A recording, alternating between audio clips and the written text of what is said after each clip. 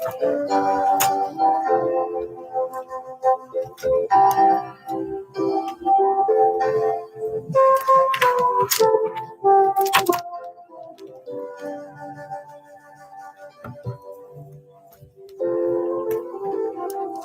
lips of the righteous teaches many, but fools die for want of wisdom.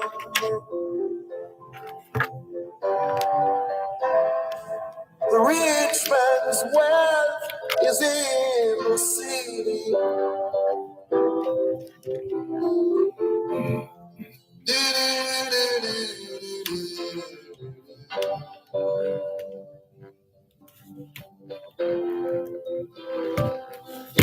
Fixation of the soul is vanity. Destruction of the home is the poverty. The poor man's wealth is in a holy place.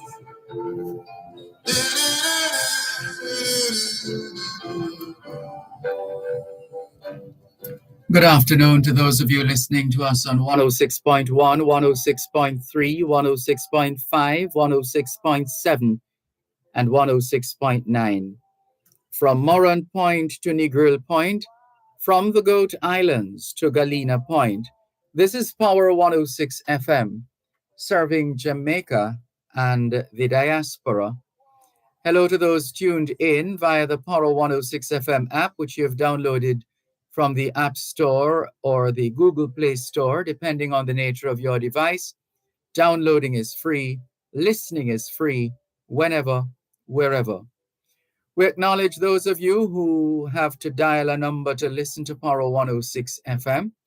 If you're in the United States, you can call 631-359-8281.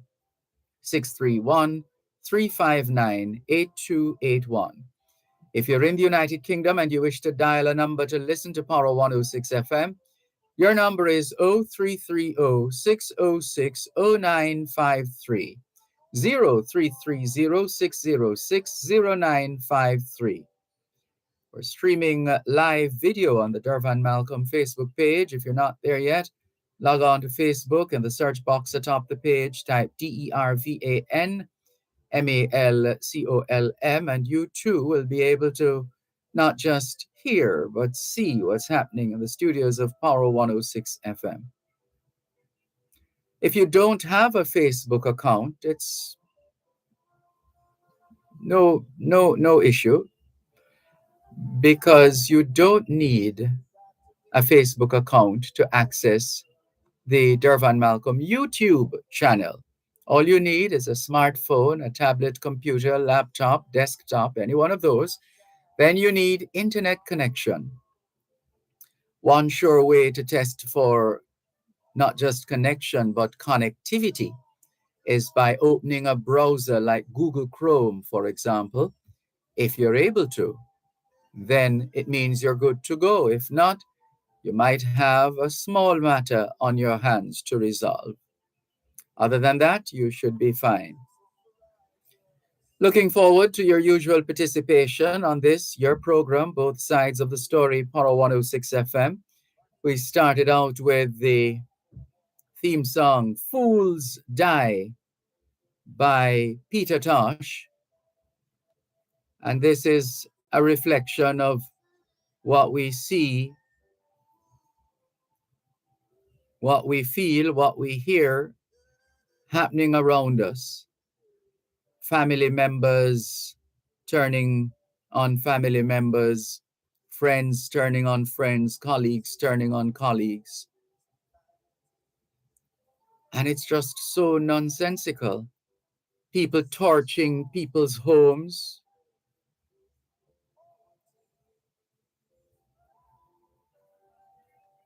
So it means the lives of a considerable number of people are being turned on their heads. Imagine.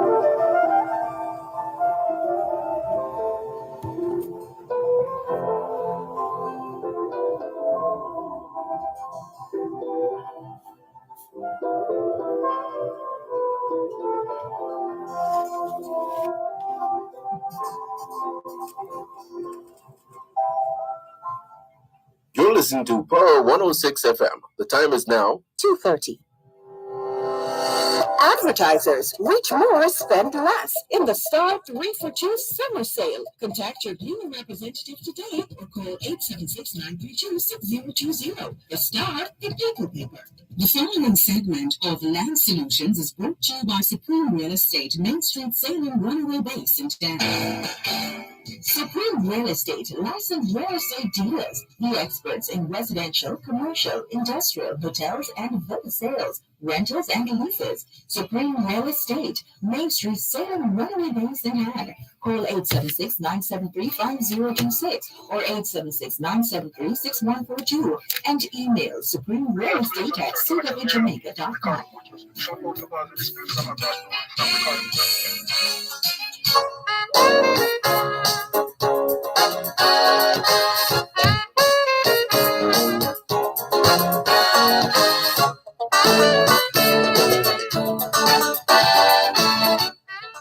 It's a money. The text line is the same as the WhatsApp number for Land Solutions. 876. All right. That's what happens when you get a break from the program. It will come back to me in a moment. 876-387-3183. 876-387-3183. That is the text line and WhatsApp number for Land Solutions. 876-387-3183. The website is landsolutionsja.com. landsolutionsja.com. The email address is gloria@landsolutionsja.com. gloria@landsolutionsja.com. On Facebook, it's facebook.com/landsolutionsja, facebook.com/landsolutionsja. The law firm Brown, Findley and Company is headquartered in Suite 39 of the Winchester Business Center, corner of Winchester Road and Hope Road in Halfway Tree, St. Andrew. All are invited to call ahead before turning up at the law offices of Brown, Findley and Company. And apart from the location at the intersection of Hope Road and Winchester Road, they also have an office at Shop 6, upstairs the Jamaica National Building in Ocho Rios, St. Anne. And here's a reminder that a Thursday between 10 in the morning and 1 in the afternoon is a good day, always a good day, to visit the law offices of Brown, Findley and Company.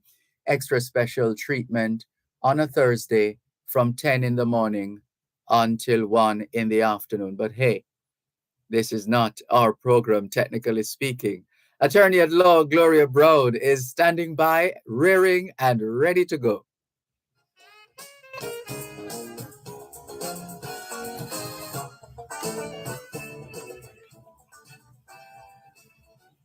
Thank you, Dervan. Welcome back and good afternoon, everyone. Welcome again to Land Solutions. Just finished with the independence, and it's a good time to start looking about our land holdings, where persons have been really trying to sort out the family land, the list of what we got from the history. We know the historical context we're coming out of. We just celebrated it. We can call it a celebration. And I want to encourage my listeners to try as best as possible to sort out the family land.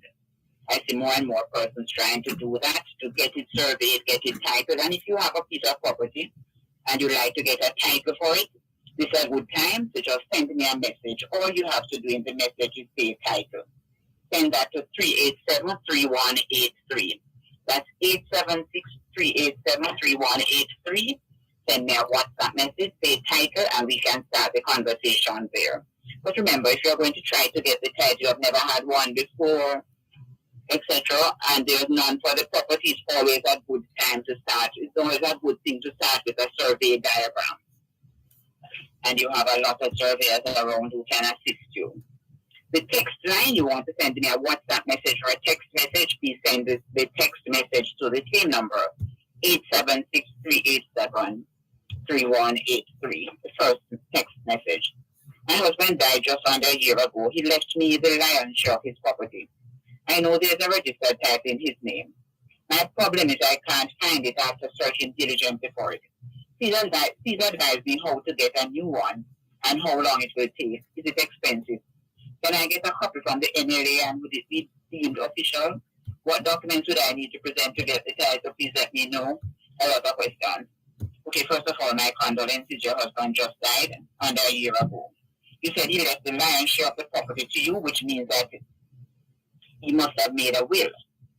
You know there's a registered title. So what you need to do, if it's a Kingston property, it's easy to get a copy because you just go in and give them the address. If not, it's good if you take the property tax receipt with you because they can use the land valuation number to assist them in signing the title.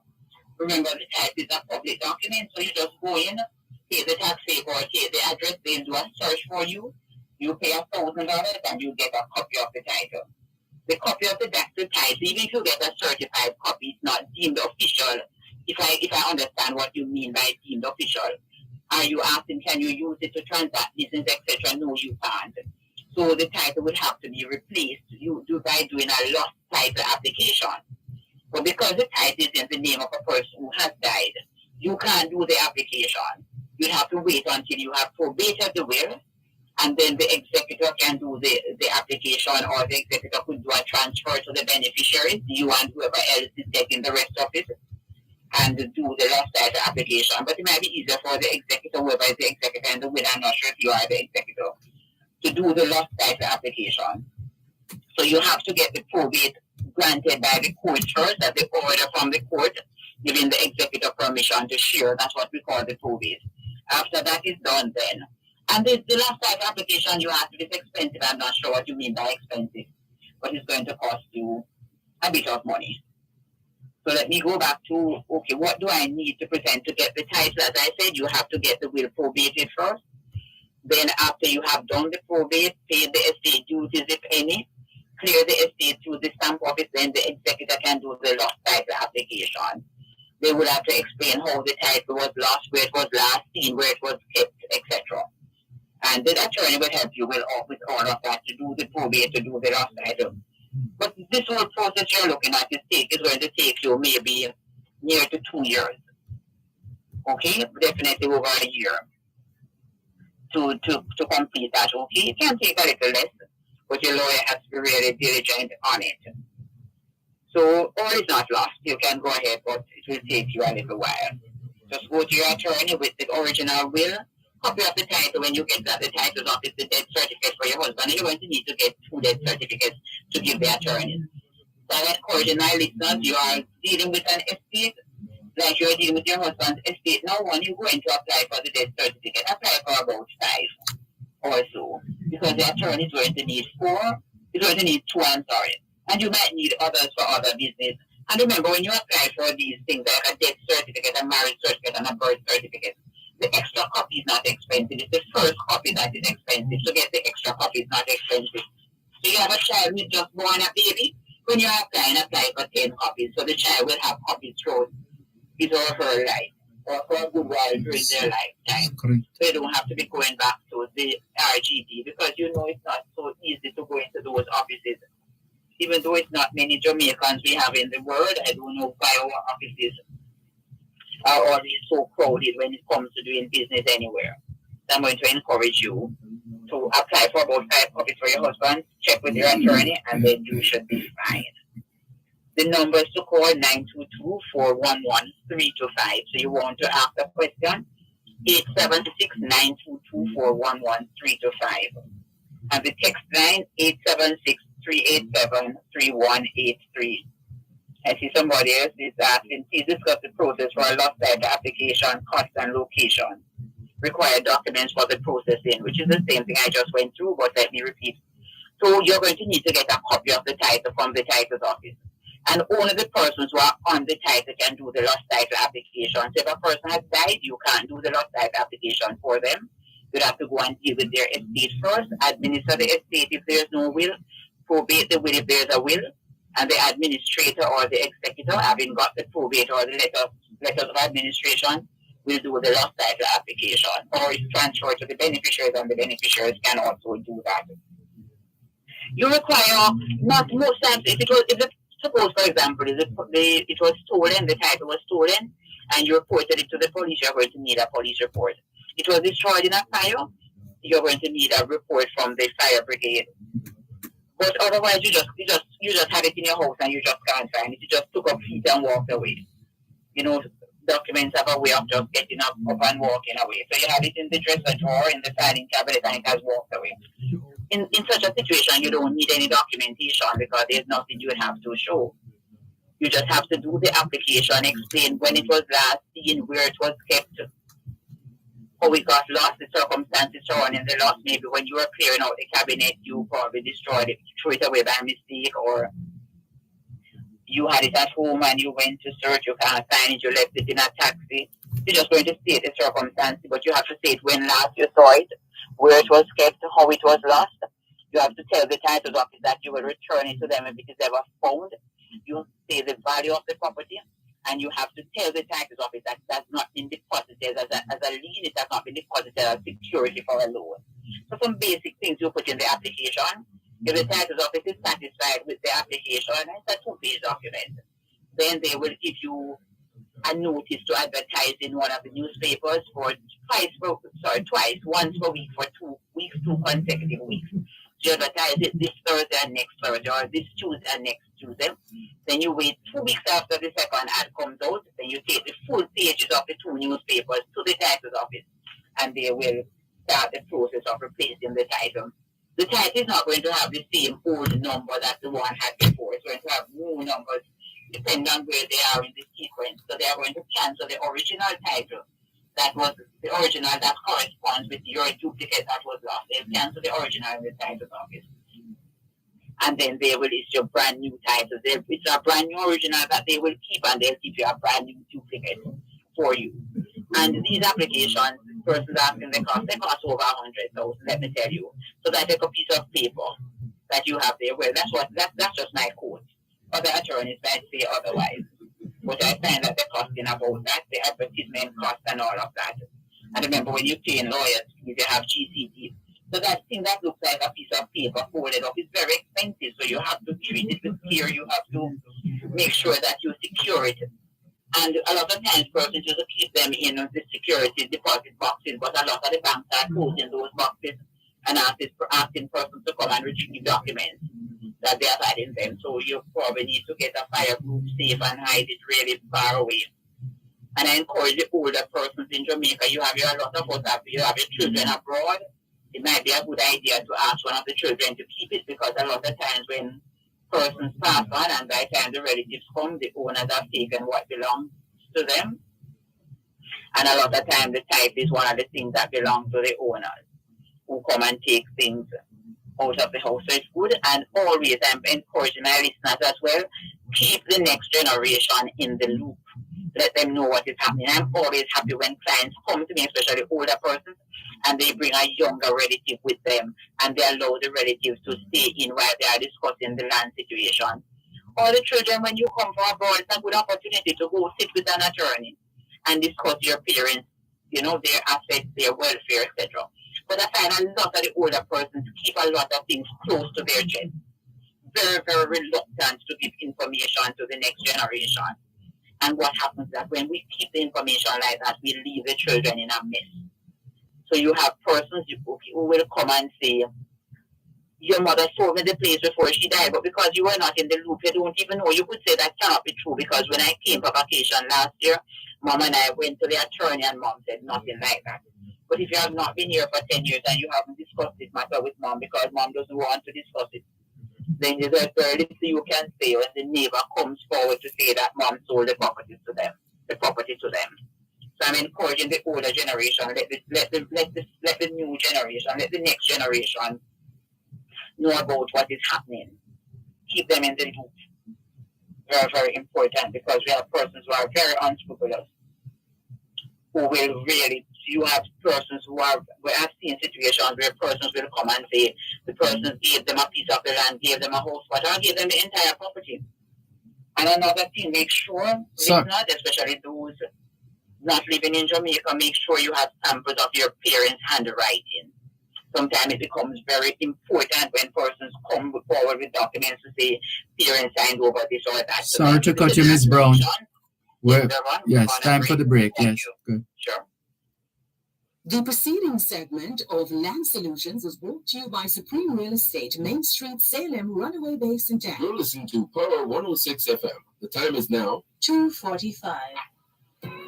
Power 106 FM, the digital sound, now reaching you in more ways.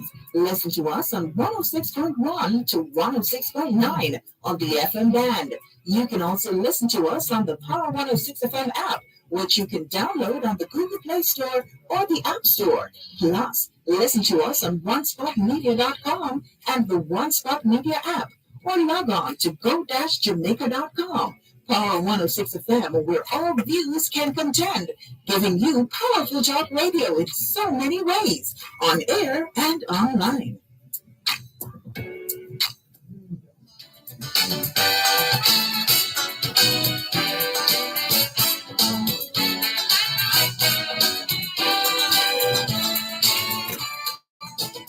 You're listening to Land Solutions during both sides of the story here on Power 106 FM.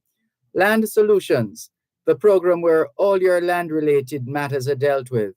Anything at all to do with the sale or purchase of land, you've come to the right place. Here are the numbers to call: 876-922-4113-5. 876-922-4113-5. The text line is the same as the WhatsApp number for Land Solutions, 876-387-3183. 876-387-3183. The law firm Brown, Findley and Company is headquartered in Suite 39 of the Winchester Business Center, corner of Winchester Road and Hope Road in Halfway Tree, St. Andrew. You're encouraged to call ahead instead of turning up at the law offices of Brown, Findley and Company unannounced. It's suggested that you call ahead. So the numbers to call: 876-908-1950 or 876-908-3518. Here's a reminder that a Thursday is a very good day to visit the law offices of Brown, Findley and Company on between 10 in the morning and 1 in the afternoon. And that's at Shop 6, the Jamaica National Building in Ocho Rios, St. Anne. So it's an expanded opportunity to serve as many clients and potential clients as possible at the Ocho Rios law offices of Brown, Findley and Company every Thursday from 10 in the morning until 1 in the afternoon. Once again, here's attorney at law, Gloria Brown. Thank you, Dervan. Please remember the number to call, 922-411-325. And the text line, 876-387-3183. An interesting text message. Hi, Ms. Brown. I have the title for a piece of operation. Is there a call, Dervan? Okay. No, sorry, not at all. Not yet, Sure. Ms. Brown. All right, sir. I have the title for a piece of operation Pride Land. We only recently received the title and realized that someone actually built on the lot we have the title for. All this time we thought it was a lot adjacent. We have been paying the taxes. What can we do? Can they claim the land since they have been there undisturbed for about 10 years? Well, for them to claim the land, they would have to be there for 12 years. What I would want to find out, is this person entitled to a lot? Did this person make a mistake? So you probably need to go back into Operation Pride, into the office. I think it may be the housing agency, HAG, to see if this person really made a mistake, and has a lot elsewhere where you could do an exchange. That's important to find out, because it's going to be a bit of a problem. You might have to look then to sell this person your lot. That is my suggestion, because it'll be difficult for you to ask the person to knock down their house or to claim the house, or maybe you look to buy it from them, which you might not want. So the first thing I'm going to ask you to do, get the name of the person who has built on your lot, go back to HAJ or to Operation Pride's office and find out if this person has a lot, and to see if you could do an exchange. You might have to value the lot. And then maybe if your lot is more valuable, then you ask them to compensate you in the excess, for the excess amount. In the meantime, if 12 years have not yet passed, you might need to start a court action, because if you start a court action, then the time will stop running.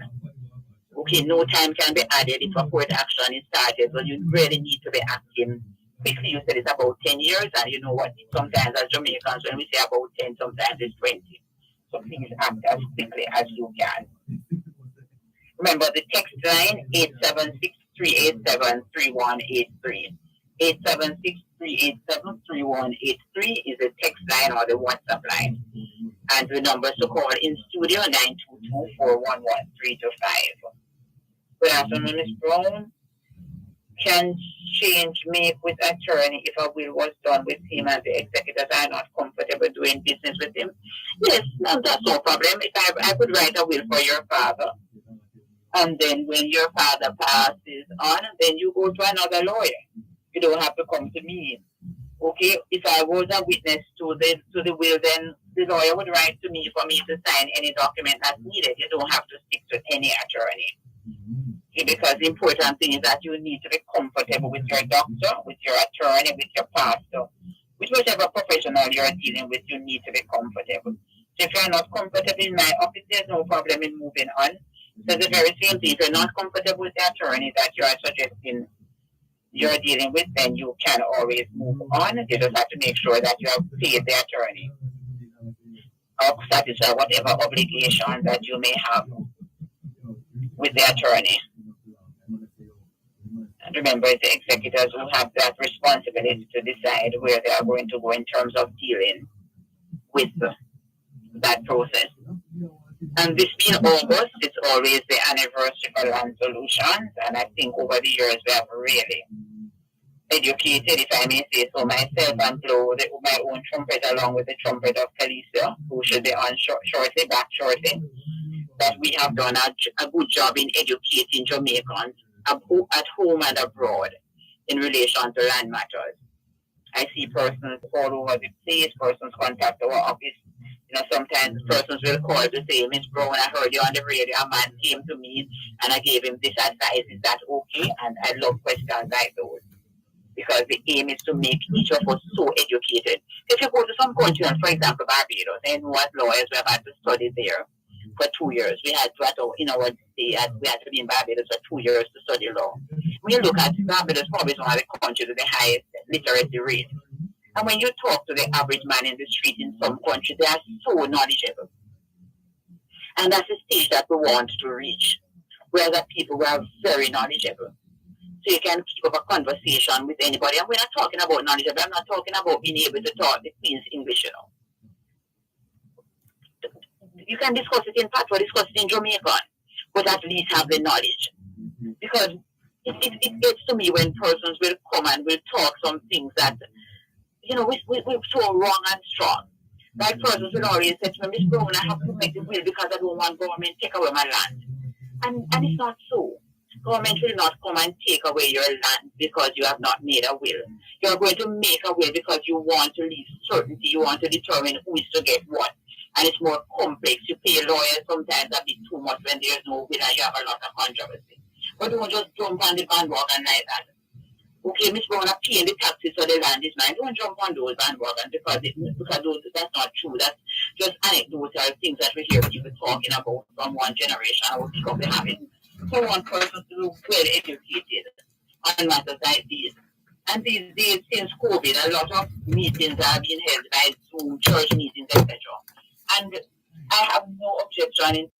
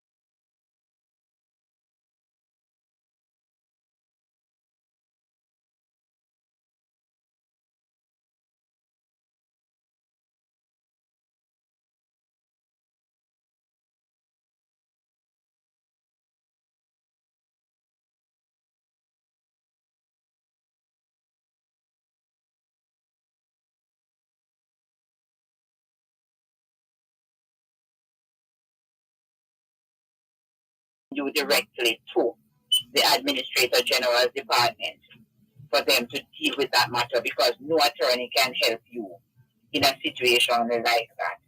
So I'm begging my listeners, please make your will, especially if you have young children. If you have young children, you have a responsibility not to tie it up the Administrator General's department, because a lot of times there are so many properties that have been lost to estates because persons have not made wills. The Administrator General's department has not been able to manage the estate because they are overwhelmed with the number of cases. And a lot of those properties, persons have lost them to squatters, etc. So I beg of persons, make wills. Miss Brown, I have 2 acres that was passed down to me. I did the survey and now ready to get the title, living in Canada. Would love to chat with you. Okay, Mr. Nigel, I'll give you.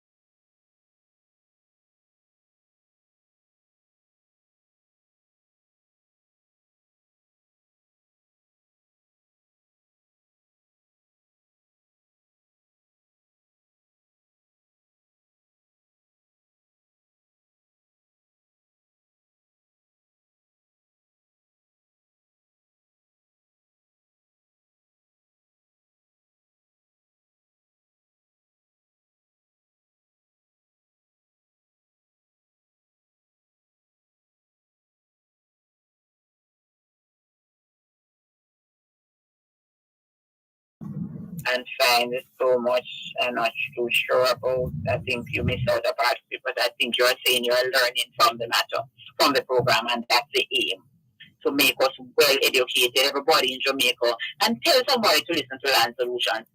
Tell a person, tell somebody to listen to this program. I know many of us want to listen to the music and so on, but we need to get into the know. We need to get this knowledge. For want of knowledge, our people perish. Okay, the Bible tells us that, and that is one of the challenges I'm having with us as a people. Too much ignorance, too much lack of knowledge. Okay, so just give the music a little break and listen to Land Solutions and encourage your children and the grandchildren so they can have this kind of knowledge, so they can be well educated. Somebody asked me, was saying, send us a text message, so that something like this should be taught in school, should be a part of civics, should be compulsory, so our children can have this kind of knowledge. I beg of us, let us educate the next generation. We're up on a break. This is Land Solutions. Contractors, developers, and small builders. Contact Coast to Coast Group of Companies for high-quality concrete products. The time by Coast to Coast Group of Companies is 3 o'clock. The Auto World. It's the only program on Jamaican radio dedicated to the world of automobile. It's the Auto World with Shelley and McLagan. Get news and reviews relating to vehicles and automotive technology. Learn the ins and outs of mechanical operation. Find out about the various stakeholders in the local and international automotive sectors.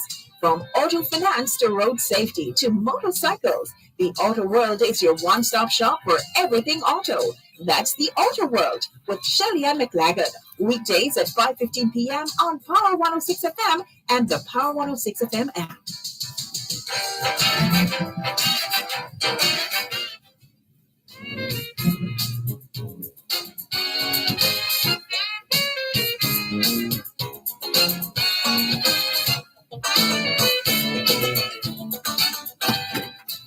It's a Monday afternoon, still, this time just after 3 o'clock, and we continue with another episode of Land Solutions. Land Solutions, the program where all your land-related matters are dealt with. Anything at all to do with the sale or purchase of land. You've come to the right place. Here are the numbers to call: 876-922-4113-5. 876-922-4113-5. The text line is the same as the WhatsApp number for Land Solutions: 876-387-3183. 876-387-3183. The law firm Brown, Findlay and Company is headquartered in Suite 39 of the Winchester Business Center, corner of Winchester Road and Hope Road in Halfway Tree, St. Andrew. They also have an office at Shop 6 upstairs the Jamaica National Building in Ocho Rios, St. Anne. You're encouraged to call ahead instead of just turning up at the law offices of Brown, Findlay and Company. The numbers to call: 876-908-1950 or 876-908-3518. The website is landsolutionsja.com. landsolutionsja.com.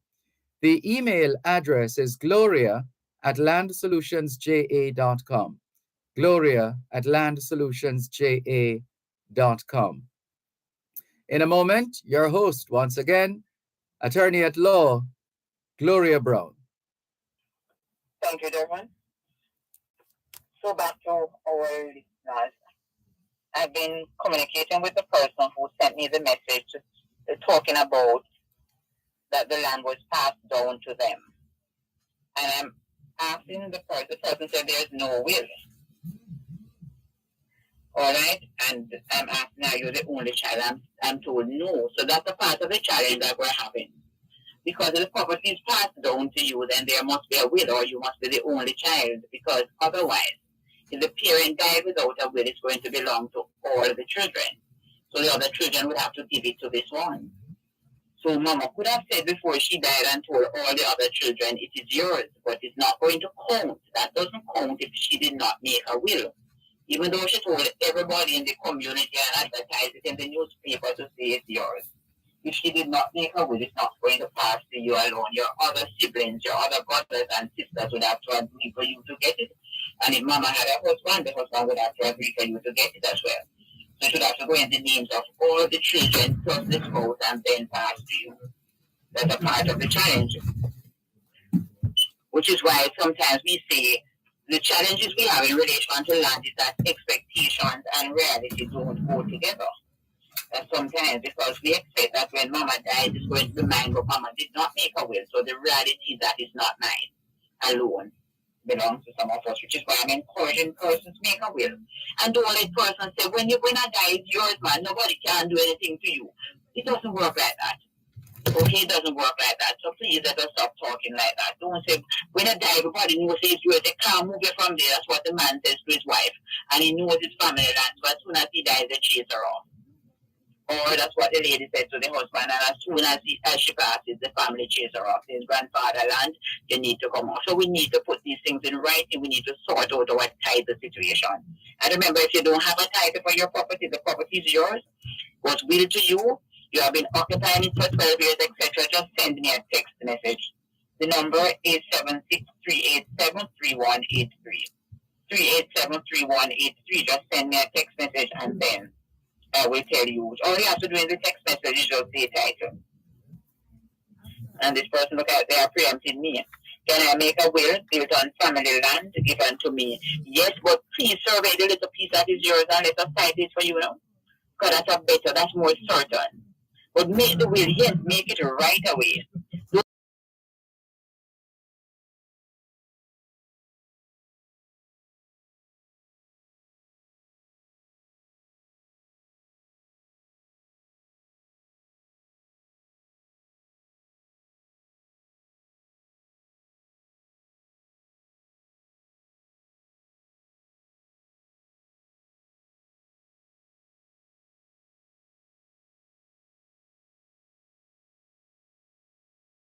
Is she entitled to anything?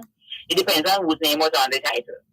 If the title was in the husband's name alone and they are divorced, then there's nothing for her to get, whether he made a will or unless he will it to her, but she can't claim anything.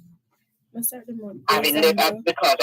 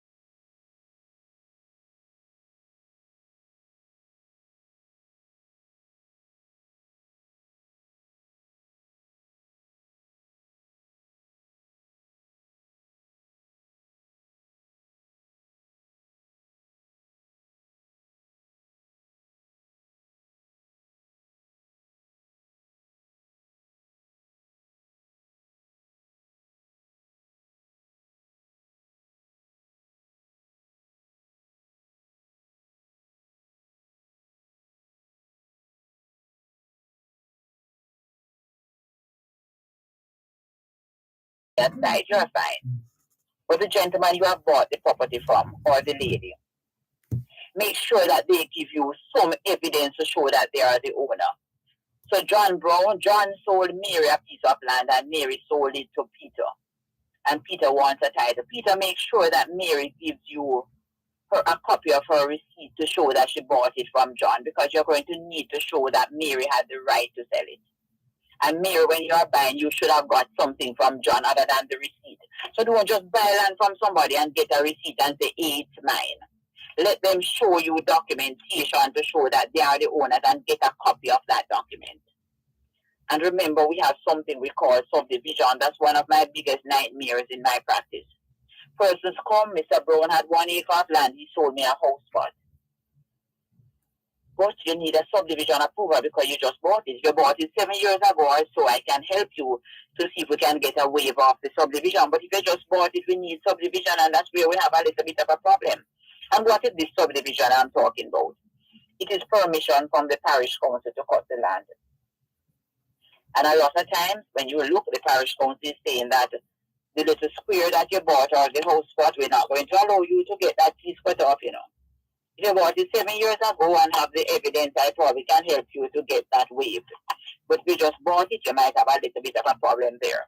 Because if you just bought it and bought it in the last 6 years, you're going to have to apply to the parish council for permission to cut it. And the parish council might say it up there where you are, you know, whatever the name of the place. We don't allow persons to live on land that is so small. We want neighbors to have space. We want you to have space where you can put up a little small farm. We don't want neighbors living too close to each other in rural Jamaica. Persons must spread out. And that's part of the challenge. That's part of the challenge that we sometimes have. So I'm begging my listeners, be careful how you buy. talk to a lawyer before you buy. Because Mr. John Big Son will sell it, might not have the right to sell, The fact that somebody uncle died and left the land and the uncle never had any children, that doesn't give the nephew any right to sell, because nephews don't come into the scheme of things. When person died, the order is spouse, children, parents, brothers and sisters, grandparents, uncles and aunts. I never mentioned nephews. A nephew can't just get up and selling you uncle and because uncle died and nephew paying the taxes. It's much more complex than that. So I'm asking my listeners, before you buy, speak to an attorney. And remember, there's a legal aid clinic at the Bethel Baptist Church in Halfway Tree every Saturday between 10 and 12. Might be a good idea to go in and talk to somebody before you spend your hard-earned dollar, because remember, the house is going to be the biggest investment that most of us will ever make in our lifetimes. So we can't afford to mess it up. We can't afford to mess up the payments and have the challenge where you have bought it but you don't have any documentation to show that you are the owner. Begging my listeners, think carefully before you spend your money. Think carefully before you run to buy. Think carefully before you give anybody your money. But sometimes you can't believe when person say, I gave Mr. Brown $1 million on this piece of land, and all you have to show it is a little something written on a book leaf. Or maybe a receipt, a sales receipt from a receipt book. You need a little bit more than that. And remember as well that when you buy property, you need to pay the government transfer tax and stamp duty. And I'm not talking the post office stamp. You have to pay a $5,000 stamp duty, and you have to pay 2% of the value for transfer tax. So you buy a property for $2 million. That's the duty on that is now $40,000. If you don't pay the duty within 30 days, it moves to $80,000. It can't move from the 80, it doubles. It can't move from doubling. So when you buy it from the person, remember it's the person who is selling you who must pay the transfer tax. So when you give Mr. Brown the $1 million for the piece of land that he says $1 million for, you have a lot of other responsibility. And sometimes when you look at the agreement, it says it's your responsibility to pay all the duties and so on. But you're doubling up your transfer tax, which is why I say talk to a lawyer. Sometimes lawyers can be a little bit expensive and you don't want to add to your expenses. But a lot of times the cheapest works out to be the dearest. Remember the text line, 876-387-3183. 876-387-3183. Okay, the first thing I did was the survey. I never heard from him. I do it over and it's the same thing. Hello, good afternoon. The number is to call 922-411-325. So the person who sent the text message to say that they have surveyed the land twice. The first time I did the survey, I never heard from him. I do it over and it's the same thing. And I'm not sure, because sometimes, we pay persons to do these things and they are not real surveyors, Because most surveyors are very professional. But what I would love to know are the names of these surveyors and why you haven't heard anything and have you followed up. Because sometimes the persons we're paying for are not the surveyors. So always double check it. These days we have our smartphones. Just put in the name of that person and see if the person is a commissioned land surveyor. Okay, but you're saying it's 2 squares and some change. You build a house on it. Can I get through so I can pay my own taxes? Taxes are the least of your worries right now. What you need to get is a title. And that's another thing. A lot of the clients, they only want to pay taxes, which is good, which shows that person, realize their civic responsibility. But what you need to do is to get a title, because when you get a title, automatically you will get to pay your own taxes. So I'm going to ask you to talk back to me after the program so I can see who are the surveyors that you have been dealing with to see if I can assist you in getting the diagram. So you can move towards getting your title. But can I make a will of a house, bill, and family land? Should I come in for advice on making a will? Yes, you can come in and we'll assist you. And you say if you have to pay, yes. Yes, you have to pay for your will. If you don't want to pay or you can't afford to pay, as I said, there's a legal aid clinic at the Bethel Baptist Church in Halfway Tree. That's 6 Hope Road in the heart of Halfway Tree. You can go in there any Saturday morning between 10 and 12 if you can't afford my services. And I know you're there will assist you. Otherwise, you can come in to us, and of course, we could make it for you, or with whatever documents you have. so we can assist you in dealing with that. But don't wait to sort out. You are one of the very, smart listeners. Don't wait to sort out the situation, family land or not. Make your will, so that in the next generation, the person's coming after you, in case you have not been able to get a title, the person's after you will be able to deal with that and get their title and get a title, even if you have not been able to finish the process. The numbers to call 922-411-325, 922-411-325, and the text line is 387-3183. 387-3183. This is Land Solution. You're listening to Power 106 FM. The time is now 3:15. Surge 1% and full cream for the entire family. Yeah, 100% and chocolate milk. Fuel the kids with energy. Let's go. Fun with milk again, lactose free. Fit and healthy body with fat free. Surge has a milk for that. Surge has a milk for that. For your family, we've got a milk for that. The lactose free got a milk for that. Nutrition for kids got a milk for that. We've got a milk for that. Surge, a milk for everyone.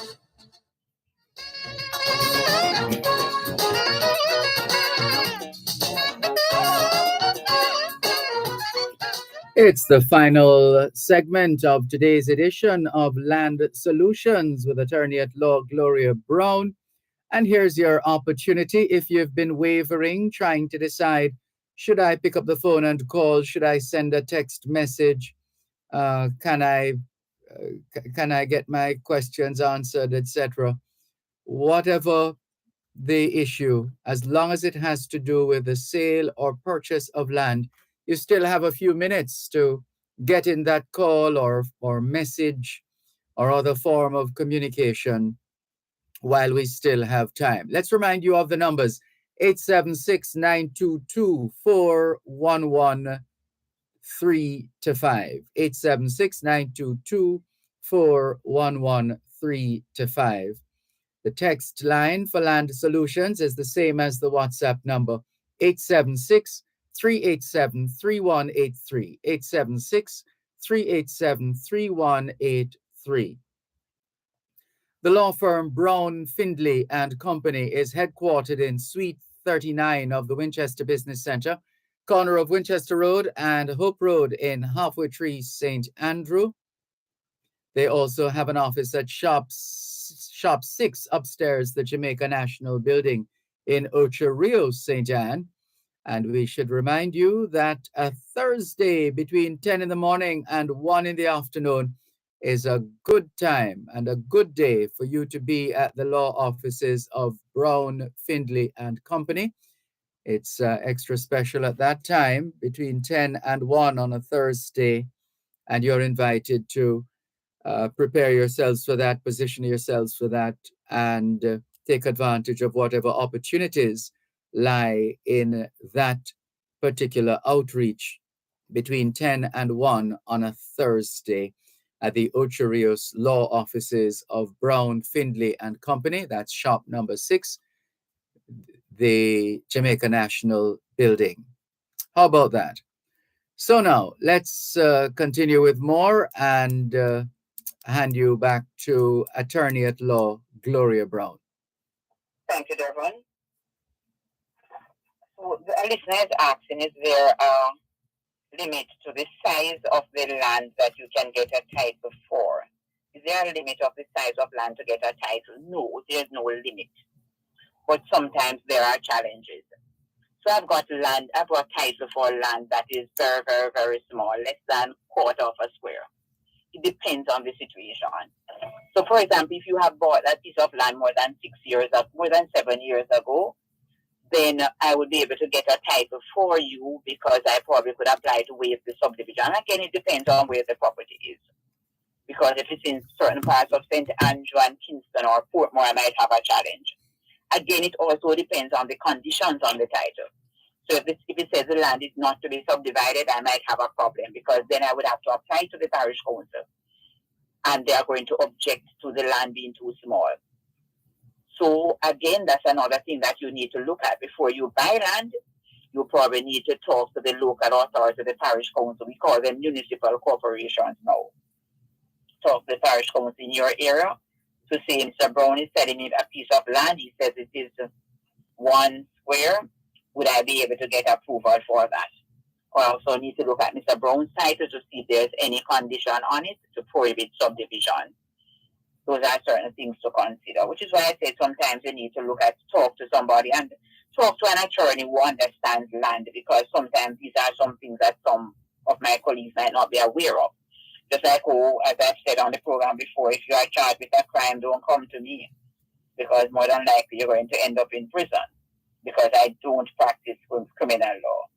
The same thing I'm saying to you, when you need to deal with matters related to land, get an attorney who is an expert in land law, because there are certain little nuances, certain little things that some of us who have been practicing this over time will be aware of, that sometimes our colleagues who are not experts in the area might not be aware of. So whenever you are dealing with a matter, get somebody who is an expert in that. Family law, get an attorney who is an expert in family law. Criminal law, get an attorney who is an expert in criminal law, etc. That's my encouragement to you. But there's no size limit, but sometimes that can be a problem. The numbers to call 922-411-325, and the text line is 387-3183. 387-3183. And remember, you can send us an email, gloria@landsolutions.ja.com. gloria@landsolutions.ja.com if you want to send us an email. And remember, there's an office in Ocherios, Shop 6, Jamaica National Building in Ocherios. Or you can also see us at the Winchester Business Center, 615 Hope Road in Halfway Tree, and we always encourage persons to give us a call, make an appointment before walking in, because you might walk in, I might not be there. So really prefer if you make an appointment. And remember that you can also, our office number is 908-1950 or 908-3518. If you want to send me a WhatsApp message or a text message, the number is 387-3183. All right, and the person is asking, okay, I will contact that person afterwards. But remember that if you want to survey your property, then the surveyor will have to give notice to the neighbors, so the neighbors will know about the surveys. It's something that's done at night, like Nicodemus. It's something that is done in the day, and the persons can come to make sure you are not overriding their parts of land. You are not taking what belongs to them. Very, very important. The numbers to call 922-411-325, 922-411-325, and the text line is 387-3183.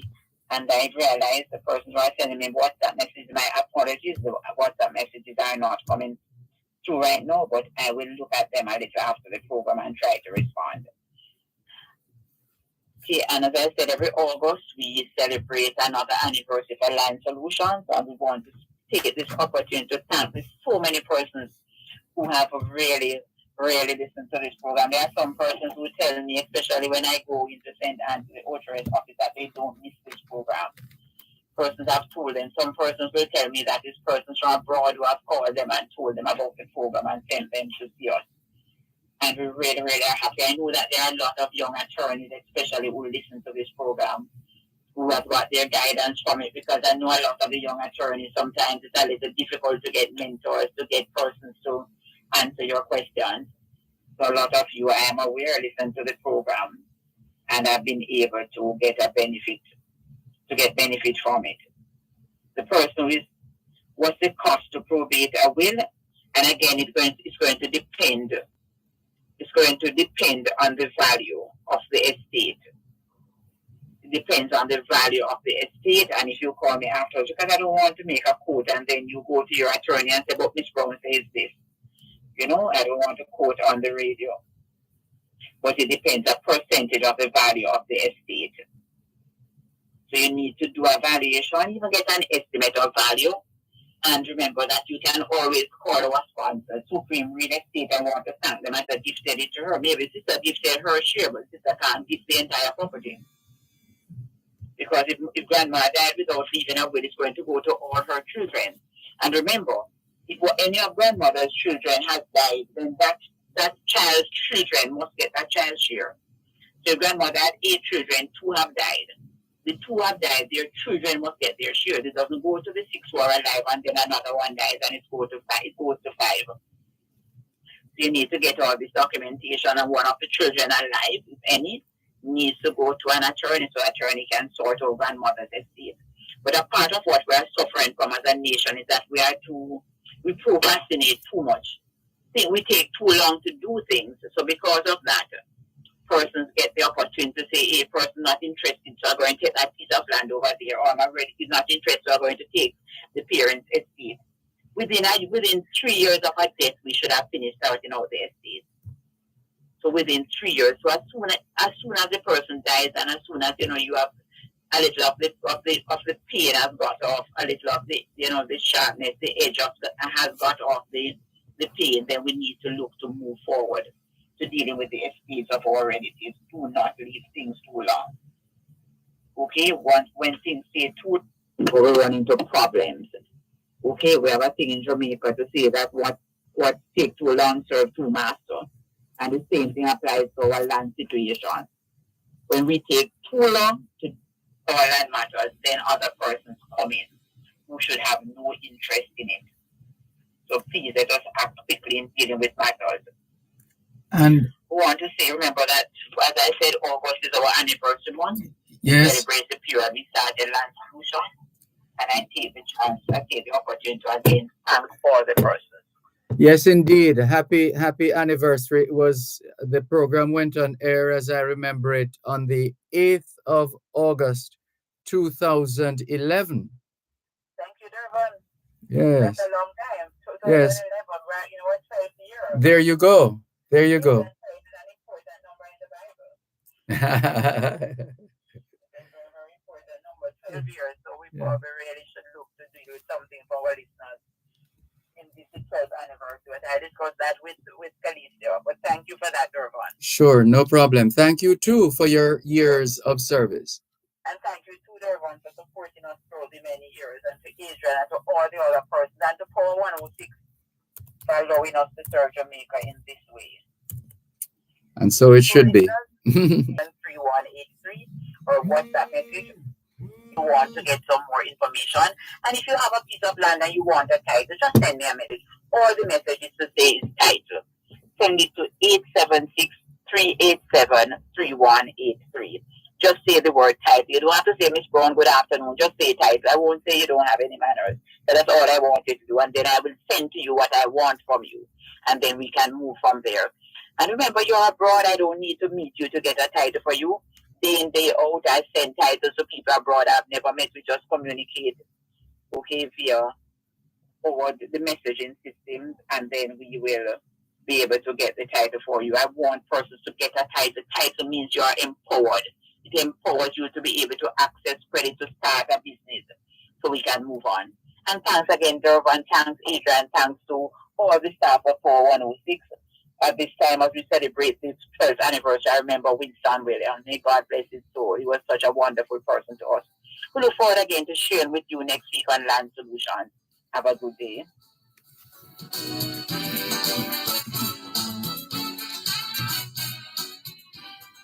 Help us protect Jamaica's borders. Tell us about any illegal guns coming through customs-controlled areas. Call Crime Stop at 311. The time by the Jamaica Customs Agency is 3:30.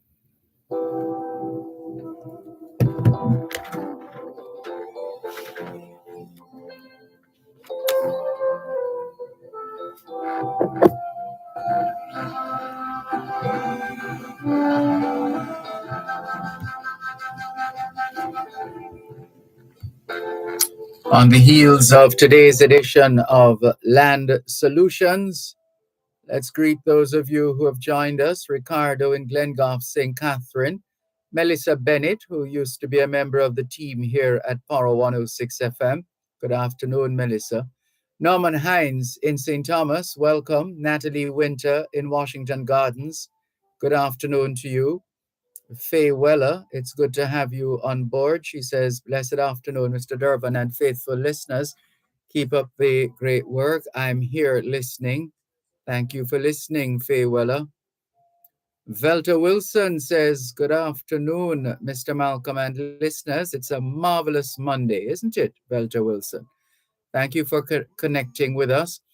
Martha Laurent says, good afternoon, Mr. Dervan Malcolm. Good afternoon, Martha Laurent. It's good to have you on board both sides of the story here on Power 106 FM. Also online, we have Inez Ayona Campbell from Bridgeport, Connecticut. Good afternoon, Inez Ayona Campbell in Bridgeport, Connecticut. Velta Wilson says, happy anniversary, Land Solutions as well. Thank you very much. Keep those messages coming in. Andrew Bromfield and Associates saying, good afternoon, Ms. Gloria Brown. Let's say I squat on a piece of land for 15 years undisturbed, and within the 15th year I begin to pay lease to the owner. Would I lose my right to title by possession? We'll share your information with Gloria Brown. We'll share your question with Attorney at Law Gloria Brown at the earliest opportunity. Thank you very much for your messages. Hello to Kish Lindsay. Thank you for tuning in. And we are going to take a look at the WhatsApp line as well. Mr. Malcolm, pleasant afternoon. Hope all good. Just would like you to highlight the water situation we have in Stony Hill, Brooks Level Road, from Saturday evening until now. No water. Can't hear if there's a problem. Why no water from Saturday? There are no substitutes for water, or there's no substitute for water. We need water today. Over to the National Water Commission. A call, a thirsty call, from Rudolph in Stony Hill. No water, he says, and the areas impacted: Stony Hill, Brooks Level Road, from Saturday evening until now, he says. No water, can't hear if there's a problem. Why no water from Saturday? There's no substitute for water. We need water today. National Water Commission, thanks for bringing it to our attention for those of us who didn't know that there was such a problem. And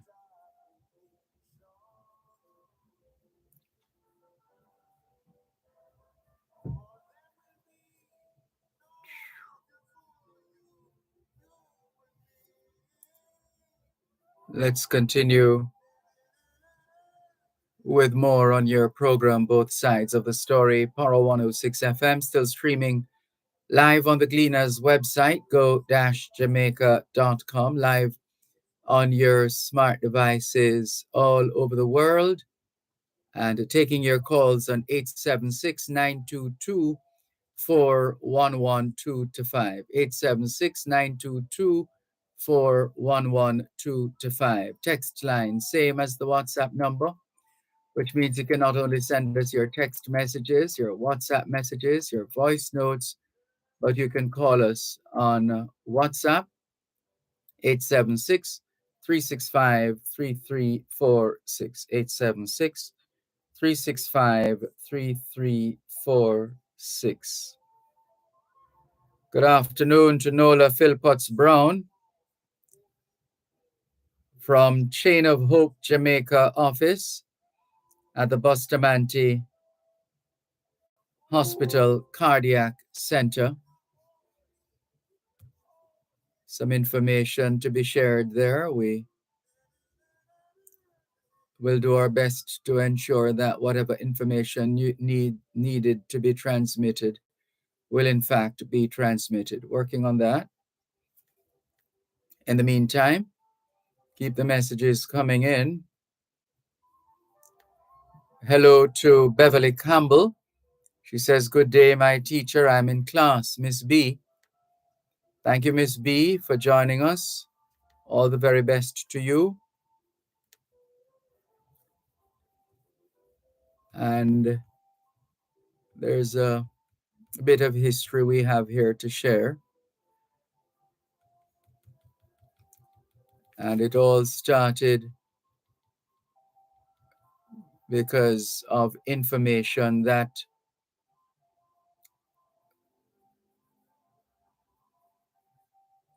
the Psalter, Psalter, or we should go from the beginning. Maybe we should start a little earlier. But the story is Johann Faust's Great Psalter was published on this day in 1457, and that is generally recognized as the first complete book because it named the place of printing, date, and the printer's name. Furthermore, incunabula was the name given to any book printed before 1500. And many of these books, like the Gutenberg Bible, contained no information on when, where, or by whom they were printed. The earliest exception was the Psalter, Psalter, printed and published by Johann Faust on this day in 1457. At the end is a paragraph stating that the book had been fashioned by the ingenious invention of printing without any writing of the pen by the diligence of Johann Faust, a citizen of Mainz, and Peter Schoffer of Gernsheim, and brought to a completion on the vigil of the Feast of the Assumption in the year 1457. A year earlier, in 1456, the printing of the Gutenberg Bible was completed.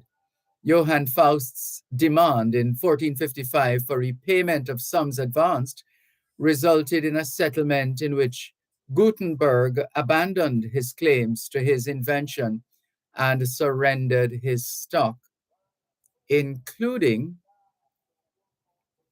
type and the incomplete work on the 42-line Bible to Faust, who continued the business and completed printing the Bible with the help of Peter Schoffer, who later became his son-in-law.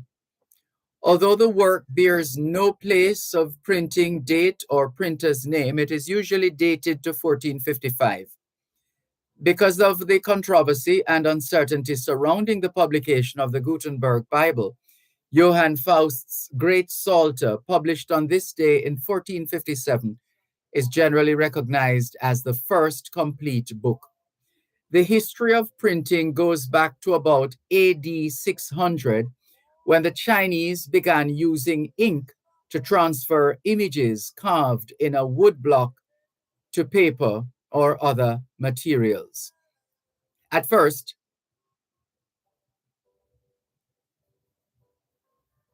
the text was handled by carving the entire page in a mirror image onto a block. Whole books were printed by this method in the 9th century. By 1050, however, Chinese printers had begun to compose pages from individual carved characters for words, the first form of movable type. Movable type became even more useful when applied to European languages, since only the limited forms of the alphabet, 26 letters in the case of modern English, needed to be cast. Here in Jamaica, it wasn't until May 1718 that Robert Baldwin started Kingston's first printing press, one of the first in the Americas. So Robert Baldwin published the city's first newspaper, the Weekly Jamaica Courant, with news foreign and domestic. For the first newspaper ever printed, we must go to China about 1300 years ago. At that time, the government printed a paper called Qingpao, which meant news of the capital. In this way, the government was able to keep its people informed of important developments. There was also a government newspaper in ancient Rome, which was distributed among the people. This was called Acta Diurna, ACTA-DIURNA, Acta Diurna, which meant daily happenings. These two are the first newspapers of which we have any records. By the 16th century, people were already paying to buy a newspaper. In Venice, the government put out a paper called Notizie Scritte, written news, and people paid 1 gazzetta for a copy. By the 18th century, newspapers were coming out more or less regularly and contained not only news, but also opinion. One such paper was started in London as early as 1663, was called the Intelligencer. Most early papers, however, came out only once a week because communication and production were slow. The first American newspaper was called Public Occurrence and was started in Boston, Massachusetts in 1690. It was quickly stopped by the governor of the colony. The great Benjamin Franklin published a newspaper, the Pennsylvania Gazette, from 1729 to 1765. Benjamin Franklin was one of the founding fathers of the United States of America. He was a noted polymath, leading author and printer, political theorist, politician, postmaster, scientist, inventor, satirist, civic activist, statesman, and diplomat. As a scientist, he was a major figure in the American Enlightenment and the history of physics for his discoveries and theories regarding electricity. He invented the lightning rod, bifocals, the Franklin stove, a carriage odometer, and the glass harmonica. He formed both the first public lending library in America and the first fire department in Pennsylvania. Benjamin Franklin was also responsible for the training of William Daniels, who published one of the earliest newspapers in Jamaica, the St. Jago de la Vega Gazette. More in a moment. Knowledge is power. Class is in session, hour 106. For any project, ABC Electrical Sales has all your electrical supplies at the best prices. 8 Hagley Park Road, Kingston, 754-3714. The time by ABC Electrical Sales is 3:45. Ooh la la. I see what I want at First Fit Storewide Summer Super Sale. Come get your wires, breakers, LED downlights, solar lamps, LED bulbs, standing fans, and so much more. Shop Kingston, Mindful, and Bunting today. Come get your smart locks, smart bulbs, video doorbells, and video cameras. You can't afford to miss it. Come shop. Come save at Fosrich Super Sale. July 3 to August 31. See you there at Fosrich. Open Sundays.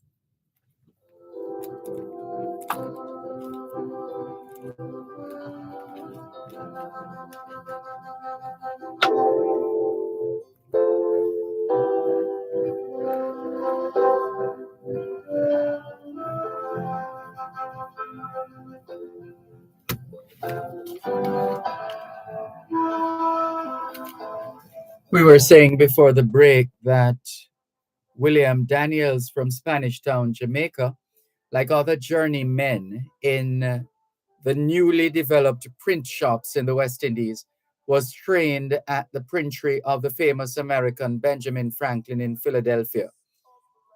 Currently, Jamaica's oldest newspaper is The Gleaner, first published on September 13, 1834. Now, as far as paper is concerned, in the 1st century in China, a method was invented for making paper from the stringy bark of the mulberry tree. The Chinese pounded the bark in water to separate the fibers, then poured the soupy mixture onto a tray with a bottom of thin bamboo strips. The water drained away and the soft mat was laid on a smooth surface to dry. In time, machinery was invented to beat the paper-making material to the condition of pulp. Other machinery was developed to squeeze water out more efficiently. One of the most important events in the history of paper was the invention of a machine to make continuous sheet or web of paper. This was invented by a Frenchman named Louis Robert in 1799. But 2 Englishmen, Henry and Seely Foudrinier, bought the patent from him and imposed the machine. Today, the Foudrinier is still the basic machine for making continuous sheets of paper. Until about 1860, practically all paper was made from rags. Many kinds of paper today are still made from rags, old rope, and burlap. The material is cut into small pieces, boiled and cleaned, and raveled out into threads. A machine then beats them, and other materials are added to give the paper certain qualities. A filler, such as talc, gives the paper a smoother surface. In making newsprint, book paper, and other papers from wood pulps, a pulp mixture is prepared that goes to the foudrinier to be made into a continuous sheet. All right, enough on printing and the printing press for today. I'll share with you a bit more as we continue here on your program, Both Sides of the Story. Poro 106 FM. This one says, good afternoon. I'm listening. Great program. Thank you very much. Michael, my name is Dervan, Dervan. Thank you, Michael. Let's see who else is messaging us here on both sides of the story. One of our regular listeners tried to get in touch with us a short while ago from Florida. Feel free to try again. And let's just continue to clear these messages. Andrew Bromfield and Associates saying good afternoon. Good afternoon to you too. Thank you for joining us. Norman Hines in St. Thomas says, up again. Earl Allen says, good afternoon, Ambassador Malcolm. Can you help make a shout out to the National Road Safety people, the police, and all who are responsible for the road network? Has the Maxfield Avenue area become the Autobahn of Jamaica? Speeding is the order of the drivers. Well, over to the Island Traffic Department and the Road Safety Unit and the Ministry with responsibility for transport will bring it to their attention, although if such a thing is happening, they would know, wouldn't they? Their offices are right there along Maxfield Avenue. Let's have a word off air with our friends from the ministry as well as the agencies which also operate from Maxfield Avenue.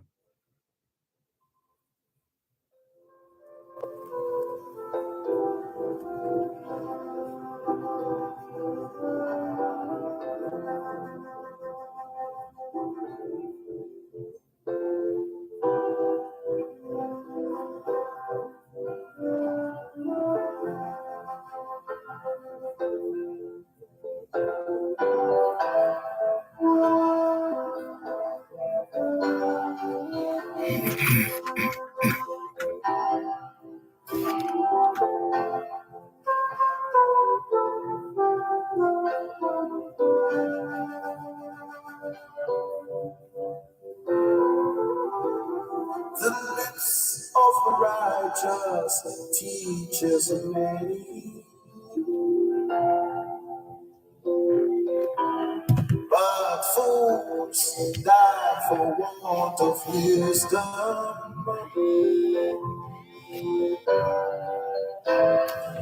The rich man's wealth is in the city.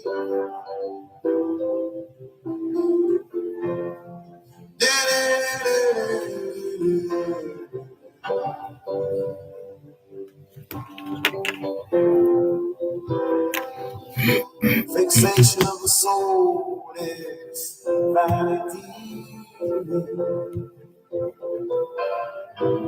Destruction of the whole is their poverty. The poor man's wealth is in a holy place.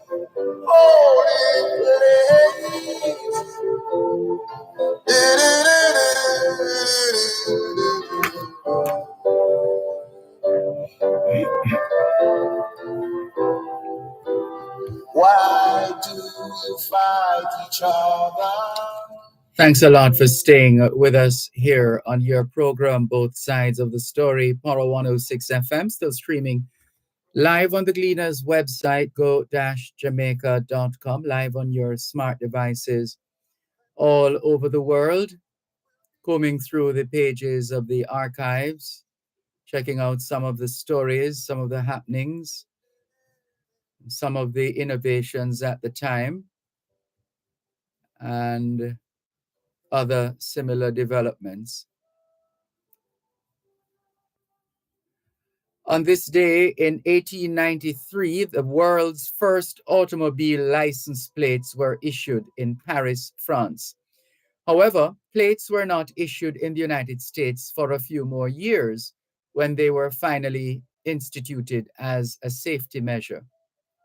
The city of Boston was the first to require its motorists to hold a license and register their vehicle.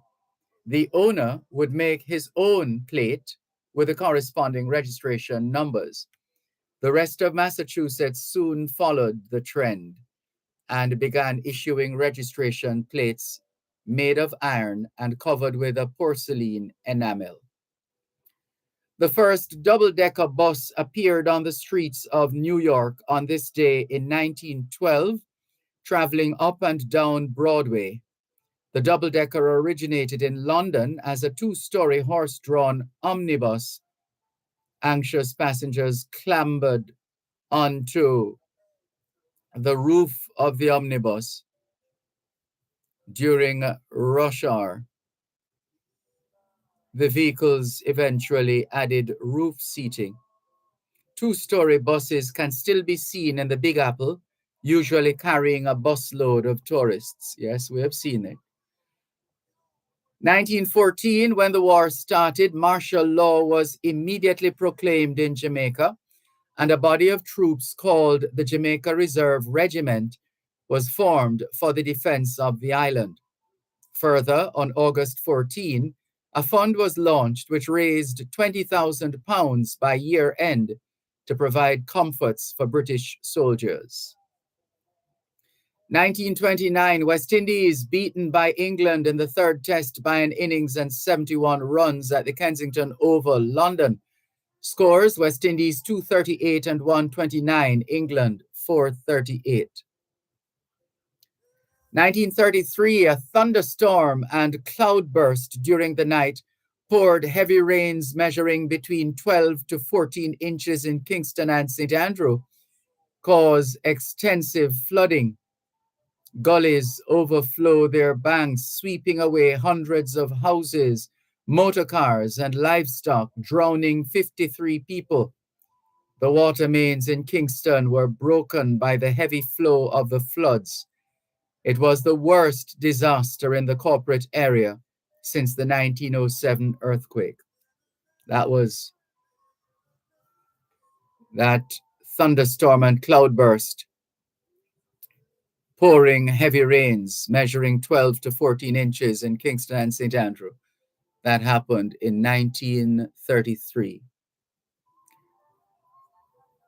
For those of us who are American citizens, can thank or blame Franklin D. Roosevelt for being identified by a number. It was on this day in 1935 that President Roosevelt signed the Social Security Act into law. Your Social Security number is the only number that identifies you and only you. How did this numbering of Americans come to pass? Social Security was a campaign promise in the 1932 presidential election. Democrats pledged, "We advocate unemployment and old age insurance under state laws." FDR proposed the bill in June of 1934. Conservatives fought it, some believing it would threaten the integrity of America's institutions. Most supported it, hoping that it would address the long-range problem of economic security for the aged through a system in which workers contributed to their own future retirement. The original act signed by FDR benefited only retiring workers.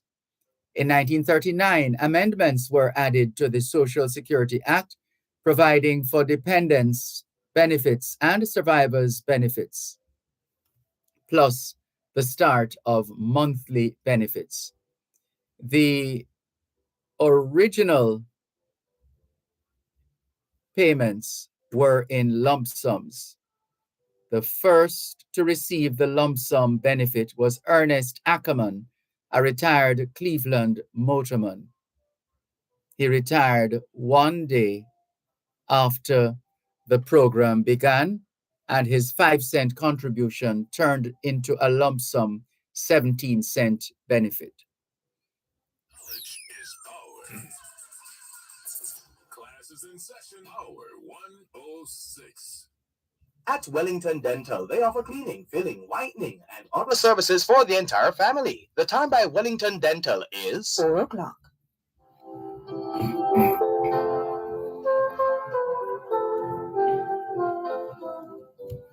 Mr. Ackerman was the first to benefit, but he was not the first to receive a Social Security number. In fact, no one knows who received the first Social Security number. The U.S. Postal Service distributed the applications beginning in November 1936, numbers to be assigned at local post offices. The first 3 digits, the area number assigned by geographical region, first represented the state in which they were issued, and since 1972 represent the zip code on the applicant's mailing address, not necessarily the state of residence. The second 2 numbers are the group number, further defining the area number, but were and are not assigned in consecutive order. Go figure. The last 4 numbers, the serial number, further define the group number and are distributed consecutively. Huh? Are you still wondering why the Social Security system is in a mess today? Since even newborns now have to have a Social Security number, it is safe to say you're only a number. That's a bit of history for you on Social Security. And here's another. On March 17, 1985,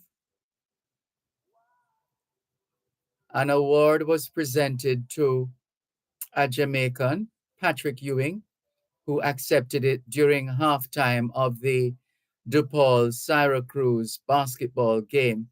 The award is annually given to basketball's top collegiate player.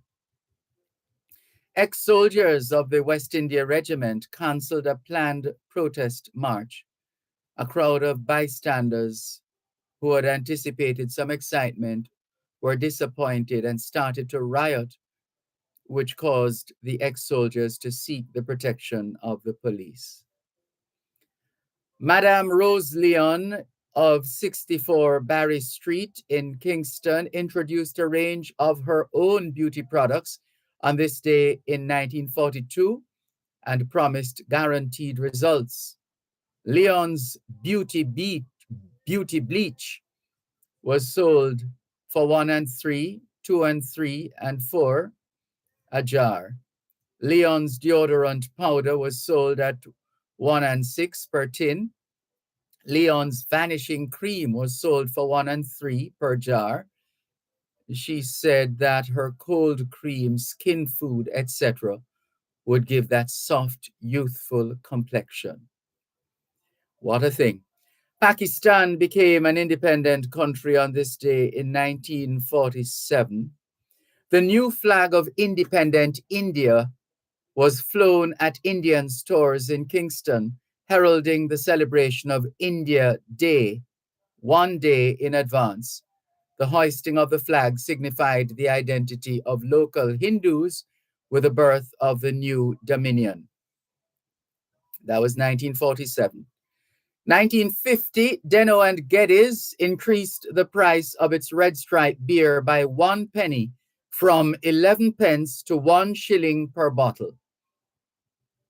The previous week, we had revealed that the Denno family originally came from the parish of Saint-Brice.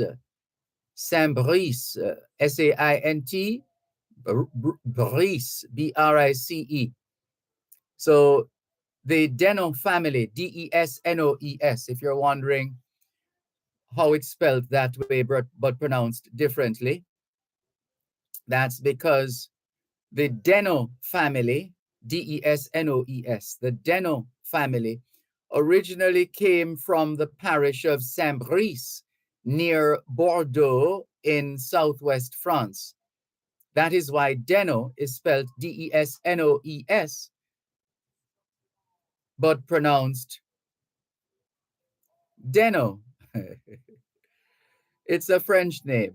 The most famous Denno in Jamaica was Eugene Denno of Denno and Geddes, or D&G for short, the soft drink people. Eugene Peter Denno and Thomas Hargreaves Geddes founded Denno and Geddes in 1918.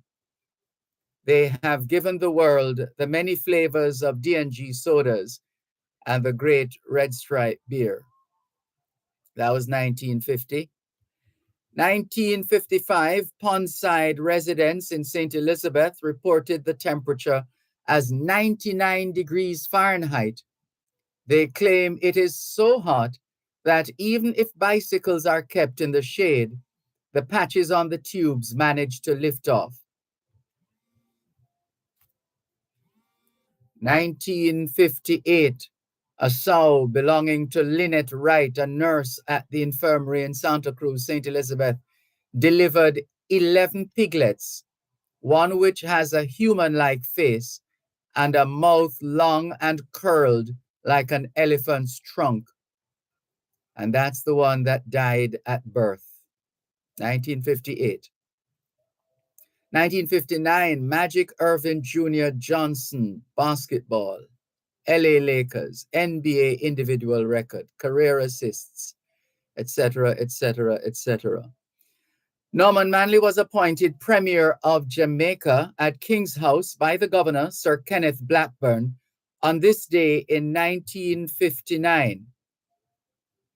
1961, paceman Calvin Pyle of the Bahamas schoolboys team and Laurie Broderick of the Jamaica All Schools 11 together accounted for 19 no balls bowled at Sabina Park in the one-day match between both teams. The match ended in a draw, with the Bahamas scoring 202 for 8 declared, and all schools 173 for 6. 1962, Jamaica defeated Cuba 12-1 in their water polo match at the Stadium Pool at the 8th British Empire and Commonwealth Games. Jamaica's scorers were Richard Bennett, 5, Mike Fennell and Serant Mills, 2 each, and Danny Sharers and Canute Kelly, 1 goal each.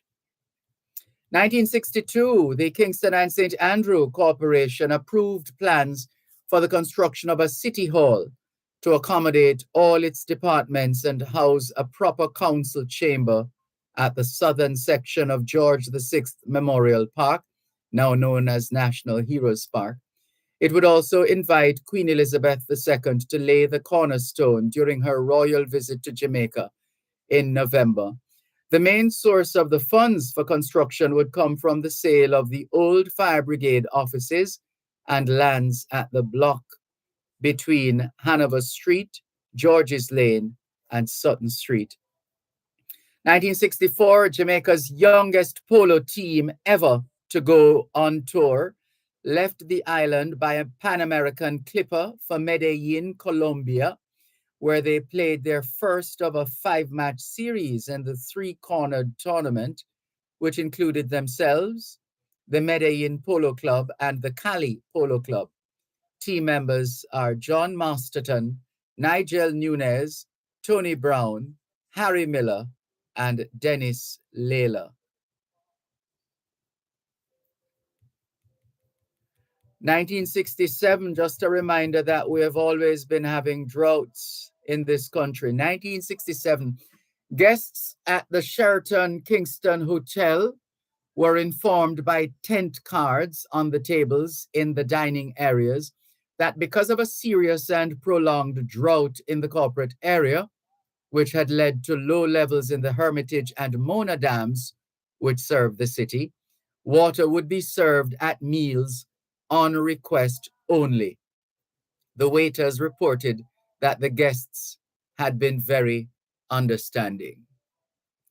1968, Clive Lai, L-A-I, of St. Cecilia Preparatory School in St. Andrew, emerged as the 1968 All-Ireland champion speller in what was considered the keenest of the contests in this competition since it started in 1960 at the Myrtle Bank Hotel in Kingston.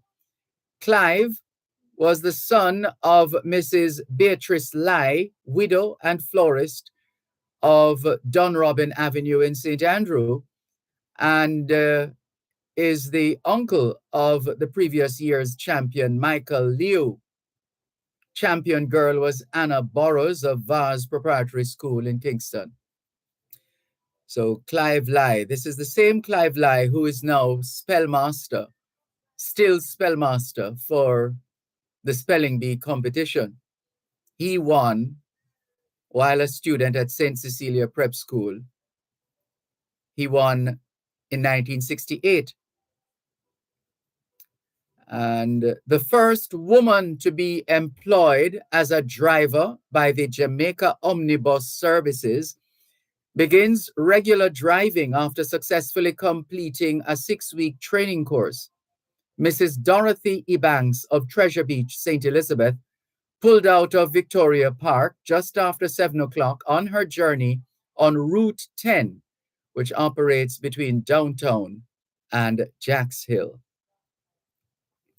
Hoteliers in Montego Bay, St. James gave an undertaking to Public Utilities Minister Wilton Hill to defray all the costs of installing mercury vapor bulbs in the streetlights in the entire hotel area on Gloucester Avenue and to maintain them annually. 1972, Don Quarry coasts to a 200-meter victory in 20.35 seconds at the British Amateur Athletics Association meet at Crystal Palace in London, England. The previous day, he won the 100-meter event in 10.42 seconds.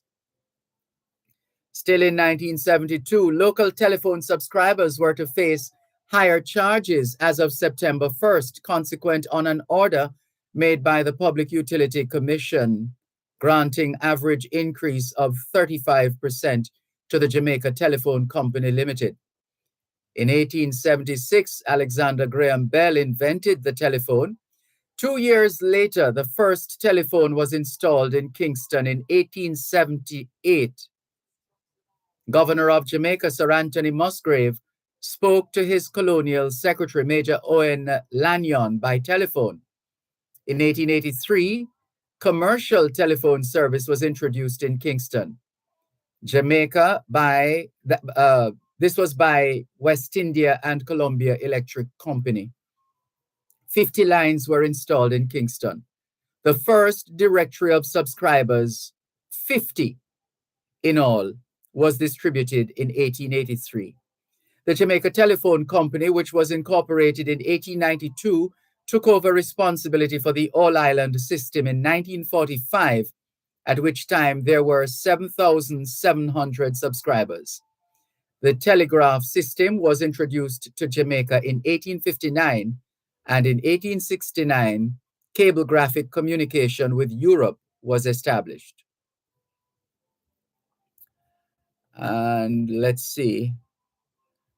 Here's another one. Max Lama of a Jakes Road address in Kingston entered the Criminal Investigation Department's office on East Queen Street and demanded a car and driver to take him to Jamaica House to deliver a package of ganja to Prime Minister Manley.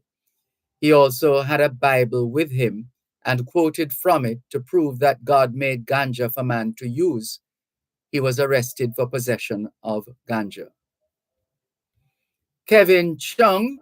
I wonder if this is the same Kevin O'Brien Chung.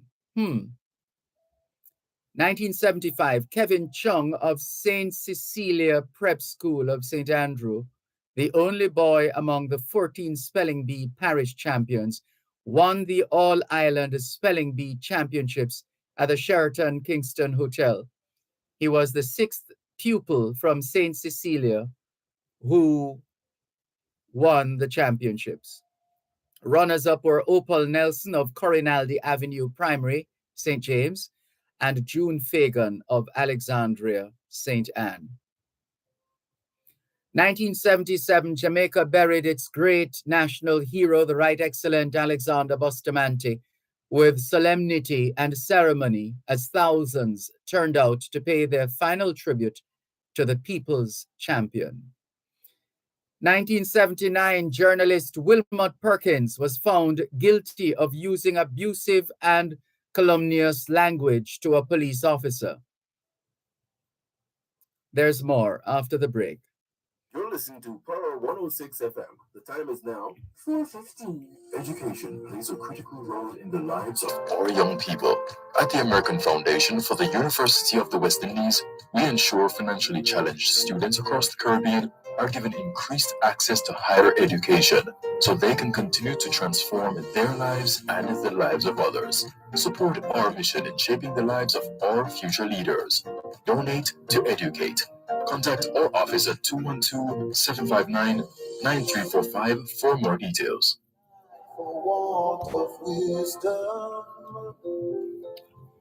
Just to complete that story, 1979, journalist Wilmot Perkins was found guilty of using abusive and calumnious language to a police officer.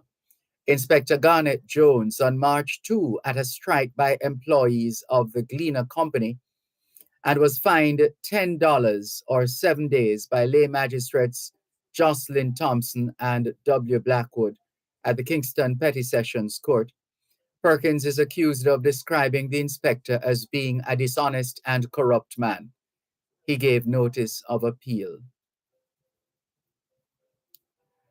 1979, Jamaica edged Wales 33-31 at the 5th World Netball Tournament in Port of Spain, Trinidad. Sonia Daly scored 25 of 39 attempts and Marlene Moody 8 of 23.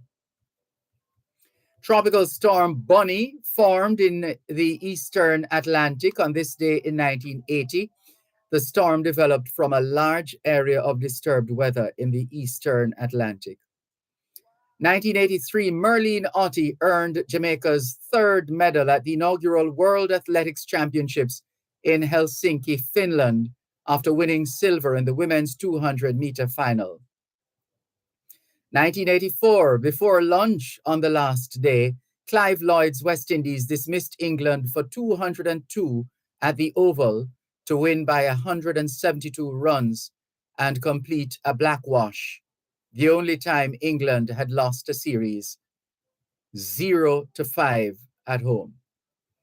2003, a major outage knocked out power across the eastern United States and parts of Canada. Beginning at 4:10 p.m. Eastern Time, 21 power plants shut down. In just 3 minutes, 50 million people were affected, including residents of New York, Cleveland, and Detroit, as well as Toronto and Ottawa, Canada. Although power companies were able to resume some service in as little as 2 hours, power remained off in other places for more than a day. And that's where we'll leave the history for now, here on both sides of the story. Power 106 FM. Let's clear some more of your messages. Sean Patrick Young says, good afternoon to you, Mr. Malcolm, your viewers and listeners all over the world. Happy to be joining your program. Thank you very much. Happy to have you on board. Let's take a call from our text line, same as the WhatsApp number, 876-365-3346. Caller has been holding for 12 minutes and 53 seconds. Thanks for your patience. Good afternoon. Thanks for calling. Go ahead, please. Okay, Mr. Malcolm, what is calumnious language? What do you think? Well, I know it's not bad words, so you say when describe the man as corrupt. Is that what it means? Yeah, this is usually referred to some kind of what do you call it now? Because technically speaking, as we have always said, there's no such thing as a bad word. So calumnious language here speaks of false and defamatory, slanderous, any one of those.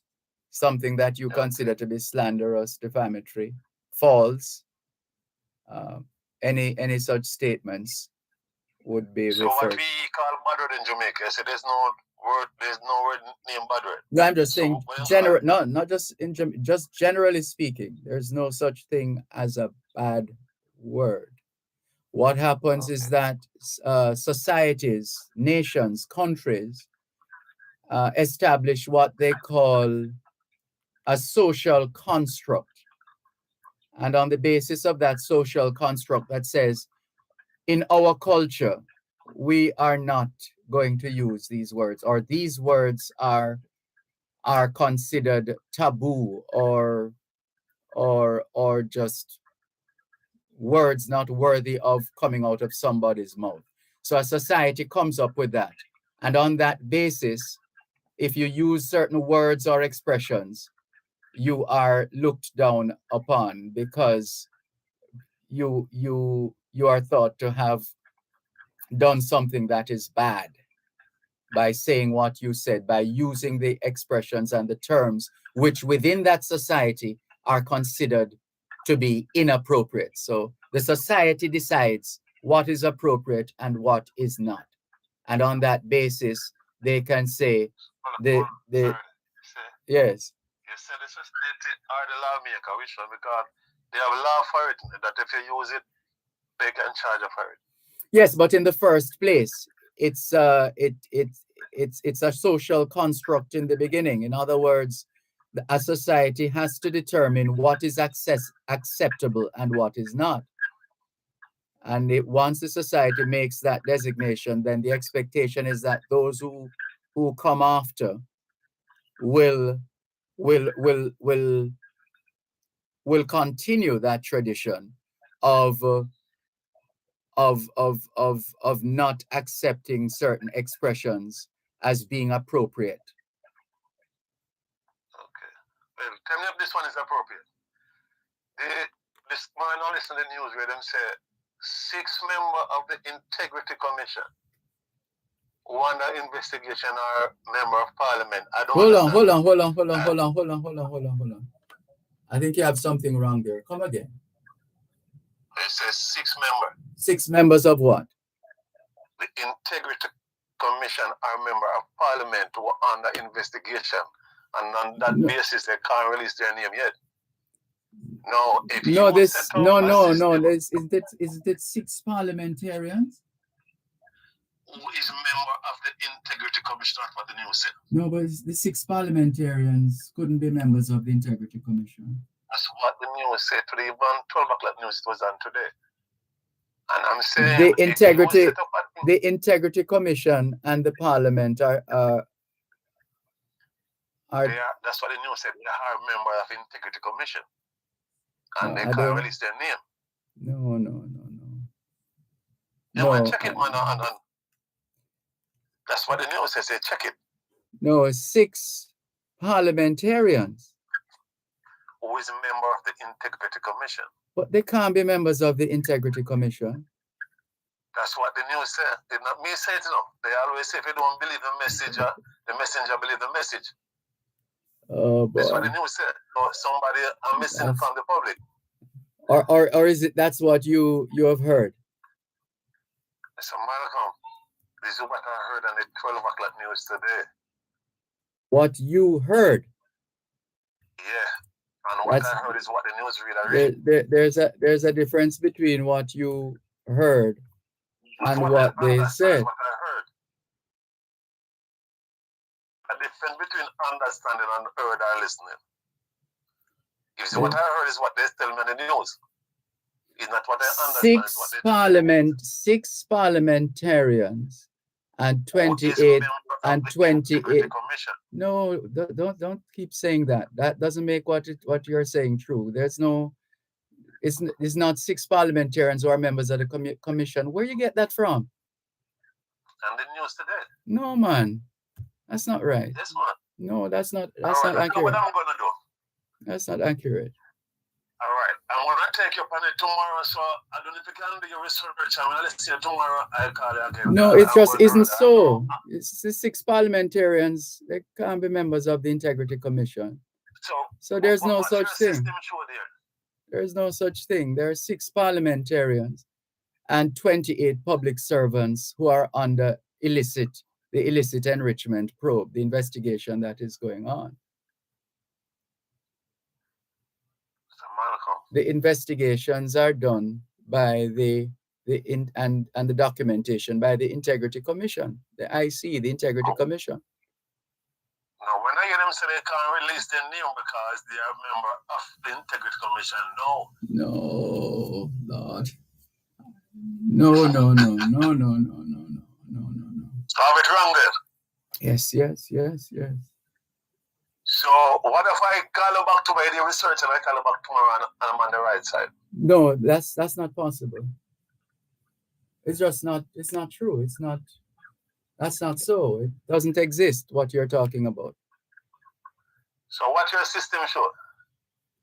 I'm telling you what it is. What is this matter has been going on for a little while now. It didn't start this morning in the news.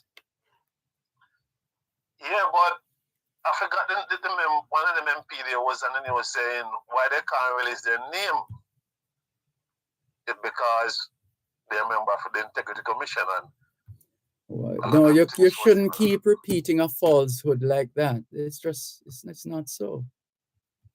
It's not so.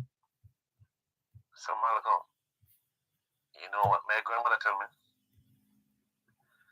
I am not always right, but I'm never wrong, and I'm almost certain I'm right this time. Because I know me a year willing. So I will take you back on it tomorrow. Good luck. Come up in the news today. Good luck. Yeah, I'm going to take you up on it tomorrow. Good luck. All right, boss. All right. This is your program, Both Sides of the Story, Power 106 FM, still streaming live on the Gleaner's website.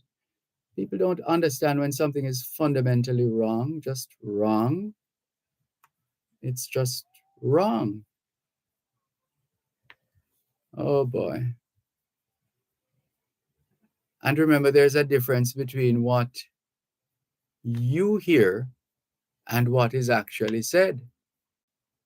That happens too. Oh dear. Oi. Let's continue with more on your program, Both Sides of the Story. Power 106 FM, still streaming live on the Gleaners website, go-Jamaica. I don't know how else we can put it. The story is out there, and it's still being, I don't know, is it misinterpreted? I don't understand. Oh boy. All right. So for the benefit of those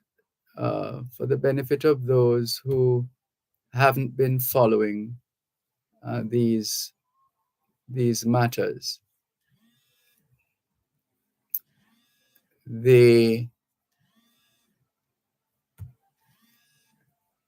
let's just bring this up for a moment.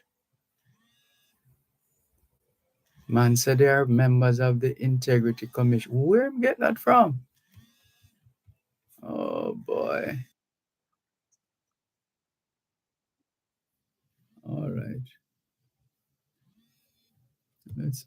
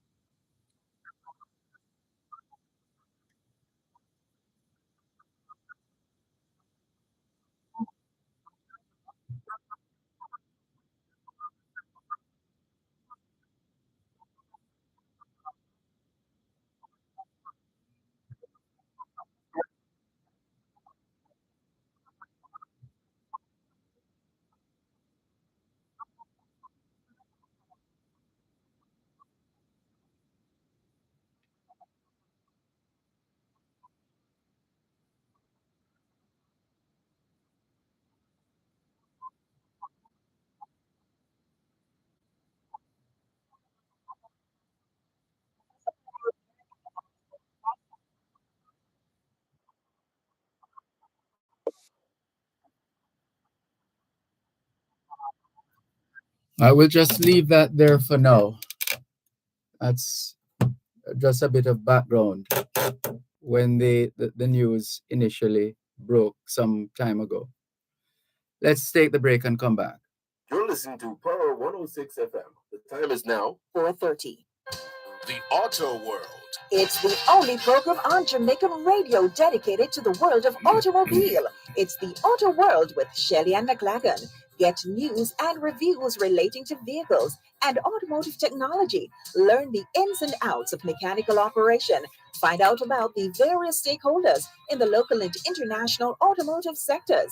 From auto finance to road safety to motorcycles, the Auto World is your one-stop shop for everything auto. That's the Auto World with Shelly and McLagan. Weekdays at 5:15 p.m. on Power 106 FM and the Power 106 FM app.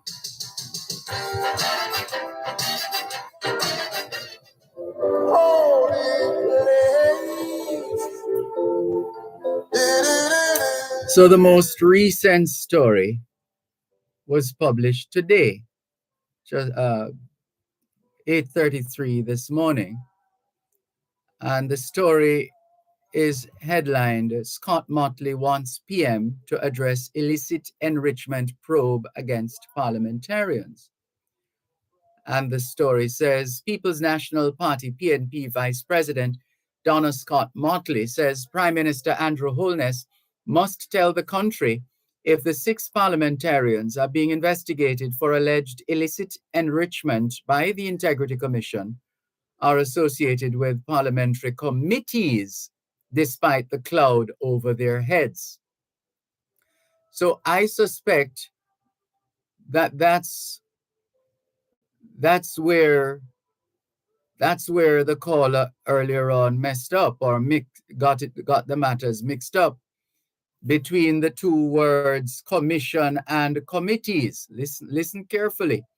People's National Party PNP Vice President Donna Scott Motley says Prime Minister Andrew Holness must tell the country if the 6 parliamentarians being investigated for alleged illicit enrichment by the Integrity Commission. In other words, and sometimes it's a function of how long these sentences are, but the story is the 6 parliamentarians being investigated for alleged illicit enrichment by the Integrity Commission are associated with parliamentary committees despite the cloud. So the Donna Scott Motley, the People's National Party's vice president, is essentially saying she would like to know, and the party would like to know, if the 6 parliamentarians who are already being investigated for alleged illicit enrichment, and that investigation is being carried out by the Integrity Commission, she wants to know if any of the 6 are associated with parliamentary committees despite the cloud over their heads. So there are currently different committees of parliament, and if you are not in good standing, in a manner of speaking, then your fellow parliamentarians maybe on the other side might want to suggest or insist that you be struck from, that you're struck from the rolls, so to speak, while that cloud is over the head. So I think this is where the caller earlier on mixed up based on how the sentence is structured, mixed up the information there, and was talking about members, because the 6 parliamentarians are members of the Integrity Commission. No, come again, wheel and come again. So, all right, enough of that. That is that.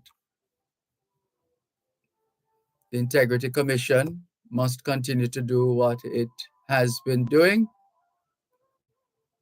in this democracy of ours. All right, let's clear some more of these messages. Hubert Fowlin says, a very pleasant day to Mr. Dervan Malcolm and his listening audience. Pleasant day to you too, Hubert Fowlin. Maureen Grant Gauntlet says, great afternoon, Sir Malcolm, to you and your listeners around the world. We continue to listen and learn and are entertained. Always a rich program each evening. Thanks for keeping us informed. You're welcome, Maureen Grant Gauntlet. Thank you very much for your message. Here's a call coming through on our text line, same as the WhatsApp number. This person has been holding for 6 minutes and 29 seconds. Hello, good afternoon. Thanks for your patience. Go ahead, please. Yeah, hello? Good afternoon. Go ahead. The world is listening. Okay, Mr. Malcolm. Good afternoon to you and your listeners. Now, I wonder if that caller before, I wonder if he had it right, because the parliamentarians couldn't not be members of the Integrity Commission. So I don't know where we get this story from. That's what I'm saying. And when you say something like that, you totally undermine anything else that you're going to say, because it just doesn't make sense. Because that definitely don't end up. Yeah. Anyway, what I call about, just one, I'm saying two quick things. You see, I called some time ago about the railway, Jamaica Railway Corporation. Now I see they make a good move on Emancipation Day when they had an excursion trip from Spanish Town to Livingston and back. And that's a very good move. You know, the people, I can say that they were all excited, both adults and children. So you were on that train, right? You were on that train? No, I was not. I was planning to go and kiss them, but because I'm living in Montego Bay, you know. Oh. I'm calling from Muscle. I would have to drive all the way to Spanish Town. But I remember in 2011 when they first opened that leg between Livingston and Spanish Town, I drove all the way to Livingston with my kids and we rode on the train to Spanish Town and back. And then we drive back to Montego Bay. But I'm saying I wish they could continue using up the train and the tracks. Yeah. If they could have more excursion, I think they really could make some money. And yeah, can you imagine if we still had a real service, how many more tourists we could attract, those who would like to who would like to hear more about Jamaica being, I think it's number 3 in the world in terms of having a rail service, and that's third behind, I think, UK and Canada. Yeah, well, some writers saying that Jamaica was the first, but I well, you could say the first in this region for sure, the first in this hemisphere. Right. We are the first in this part of the Caribbean region. Yes, we are the first. We are coming on to the 1st of September, right? We are the anniversary of the Kendall crash. Yes. I just want to say a couple of things on the Kendall crash, you see? Yes. I come across an article the other day. It was an old article, dated back somewhere in 1957, during that time when the crash. And the article was saying that the cause of the crash was someone had tampered with one of the brake steering wheel. But that is very unlikely, Mr. Malcolm. At that time, you see, I had 2 cousins who was on the train. I had 2 cousins. I had a grandaunt, that's one of my mother auntie. It's my grandaunt. And at that time, my grandfather, that's my mother's father, he was working with the corporation at that time. He used to station at the Makati railway station, and then he was transferred to the Katadupa railway station. Right? And I listened to their account. My grandfather was nothing, but I had 2 cousins and my grandaunt, they were on the train. They took the train from Kingston to Mobay and back to King and back. Now, Mr. Malcolm, I can't do their account that they give. I sit in and I listen to them over and over. It is very unlikely that somebody would go and tamper with a steering brake wheel when they know they are on it. Because their life would not spell much either. Now, you see, minutes before the train crash, my grandma said the train pick up a speed. They said they have never seen, they said from Kingston to Mobile, they have never seen the train, and they were wondering what had happened. Right, just pick up that speed just before it reached the Kendall station. They said pick up a speed. The train was like from side to side, dashing from side to side. And just a couple seconds after, everybody was upside down. People were screaming and people was trying to escape. But you see, what happened now? I can't tell them my cousin. Now for the people who died, They did not die an impact of the crash, because while they were trying to escape, can you imagine you in a train or a bus and it turned over? No, you're not going to stay in there once you find a sin for life, You're going to try to escape. You understand? And it's during people trying to escape that most people lost their life, because it was dark. They don't know where they were going. They don't know where they were running to. But they was just trying to run. Those who could run. Yeah, so it was very unlikely that somebody would go and do that. But, and again, you see, the railway corporation, the track between Montego Bay and Kingston is very tilted, right? It's not as level as some track that I saw in like Miami and those places. So our track is very uphill and downhill and some steep corner, right? It's on that morning, the amount of people that the church, it was a church that the church catered for. They said that they were going to use like 12 wooden coaches that they would use. It was 12, I think it was 8. I think it was 12 wooden coach that they decided to use. But in the morning now, more people turn up than what they cater for.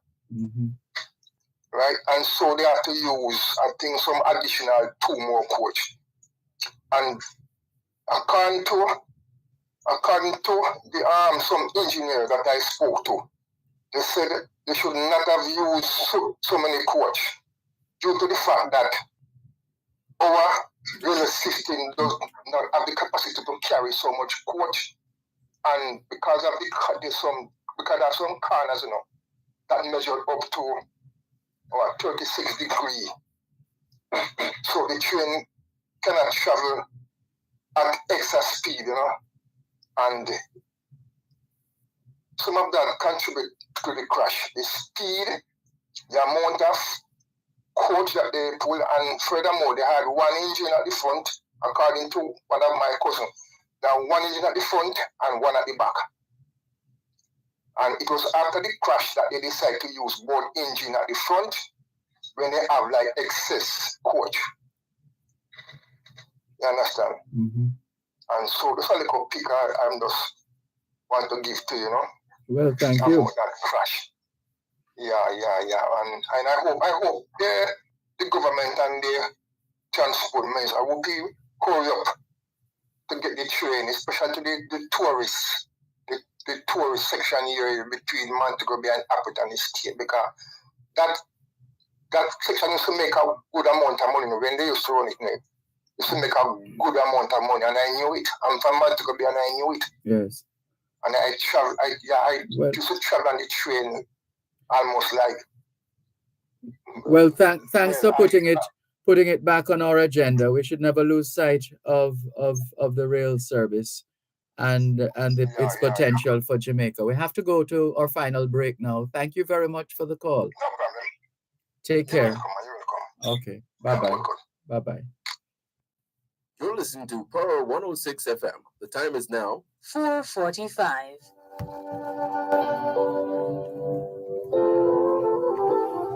The lips of the righteous teaches many,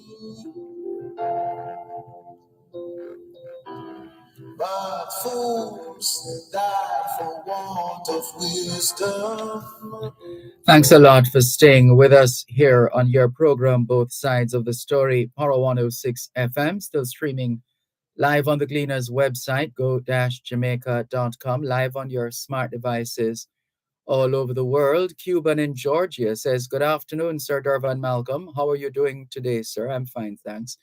Just checking in, says Cuban in Georgia. Patrick, otherwise known as Jamaica Love, says, bless up, teach. USA needs teachers all over.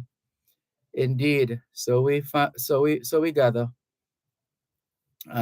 This one says, hi, Mr. Malcolm. What kind of propaganda is that caller spreading about the Integrity Commission? Shake my head. You were correcting him, but he would have none of it. Oh, Lord, these callers, says Angie. Thank you very much for your message, Angie. This one says, hello, Dervan. The opposition member is asking for information regarding the sit politician. Do you mean sitting politician if they themselves are a part of a decision-making body that are rewriting rules for the integrity committee or stroke commission? Uh, yeah, the idea is to find out. Yeah, so that's what is there. That's what has been said. So there's nothing out of place there. Uh, that's what it is. The opposition spokesperson wants to know if any of the six, or if included in the six, are any representatives who have responsibility for chairing any of the committees of parliament, etc., and related bodies. And rightfully so, that she would ask the question. And another message, this one says, I was spelling bee champion for St. Elizabeth in 1962 from Ballards Valley Primary School. Came 8th in the All-Ireland Finals. This is Jeremy in Black River. Thank you very much, Jeremy in Black River, for your message. Neville Salah says, Dervan, this caller from Miami, he always having his facts twisted. What they were asking is, suppose that they were to be on the Integrity Commission. This was because the government wanted to name parliamentarians on the committee. He always coming with these, I don't know this word, so I won't use it. Whatever story. Salah from Kingston. And then Salah says, Dervan, I used to take the train from Kingston to Cambridge in St. James. It takes all day, but I enjoy myself. The last train I took, it was overloaded. 2 engines have to be used for it to go over Melrose Hill. Salah from Kingston. Thanks for sharing your experience, Salah from Kingston. All the very best. Take care. This is your program, Both Sides of the Story, Power 106 FM. I'm Dervan Malcolm. We have just a few more minutes to go to take your calls on 876-922-4112-5,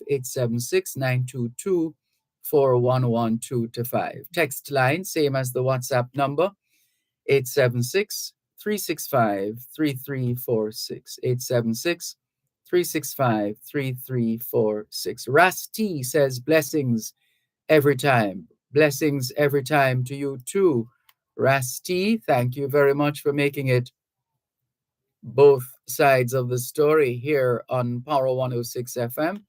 As we continue to stream live on the Gleaners website, go-jamaica.com, live on your smart devices all over the world. And as we said, just a few minutes to go, and we're still taking your calls on 876-922-4112-5, 876-922-4112-5. And here goes the artificial intelligence component of the device again. Choose a conversation style, more creative, more balanced, more precise. Welcome back. What would you like to chat about? Generate page summary. Give me a tongue twister. Make me amazed. Give me a cool nickname. These are all things that the computer is ready to do and standing by to do that. Well, thank you very much, but no thanks at this time. We'll continue to do what we have to do. But thank you very much for your message. Who is this now? I don't know. It's the first time I'm seeing the word Neville. In fact, is it even in the dictionary? Let me see if it's in the dictionary. Let's check the good old Oxford Dictionary. And the word is F-U-D-E. G-A-Z-I.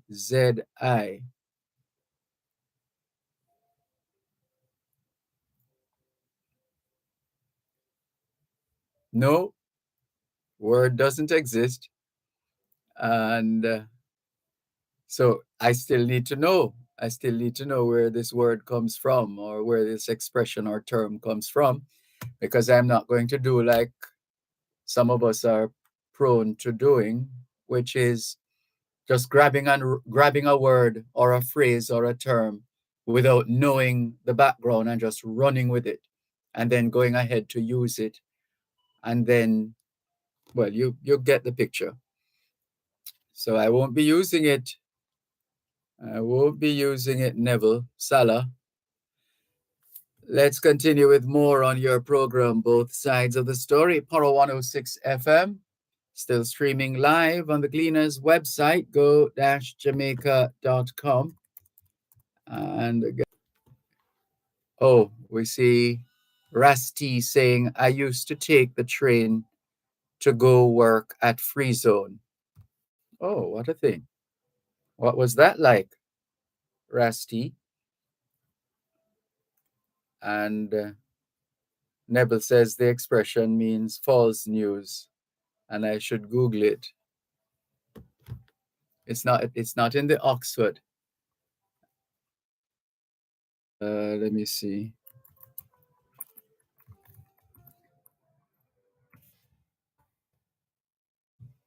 Let's see what we have here. All right. So this, and the artificial intelligence apparatus is on it, saying that fugazi is a slang word that can mean fake, damaged beyond repair, or a mess. It is often used by Italian Americans in New York and New Jersey, and was popularized by the movie Donnie Brasco. Some examples of how to use fugazi are, that watch is fugazi, it's not a real Rolex. The car was fugazi after the crash, it couldn't be fixed. And some more on it, fugazi, or it's spelled F-U-G-A-Z-Y or F-U-G-A-Z-I, in the sense of fake, is strongly associated with Italian communities in New York and New Jersey, but has also been more widely adopted through the popularity of the movie Donnie Brasco. Now you're sending me to go and watch the movie Donnie Brasco.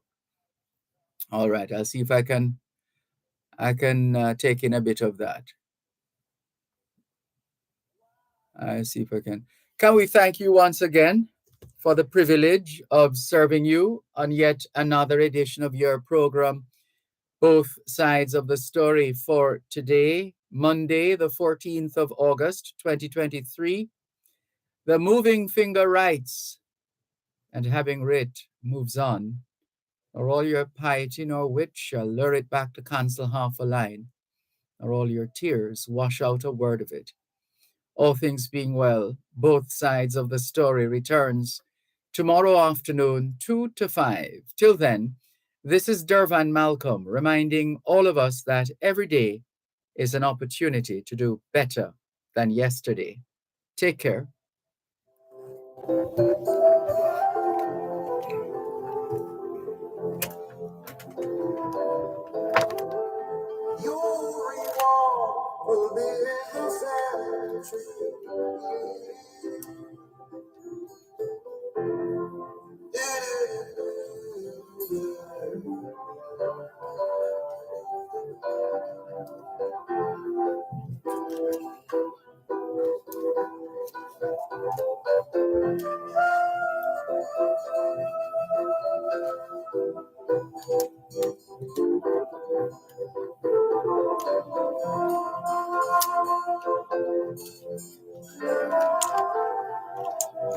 We got to build a better nation.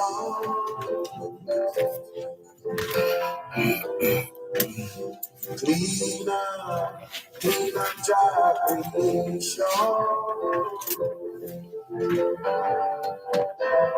Or there will be no future for you and me.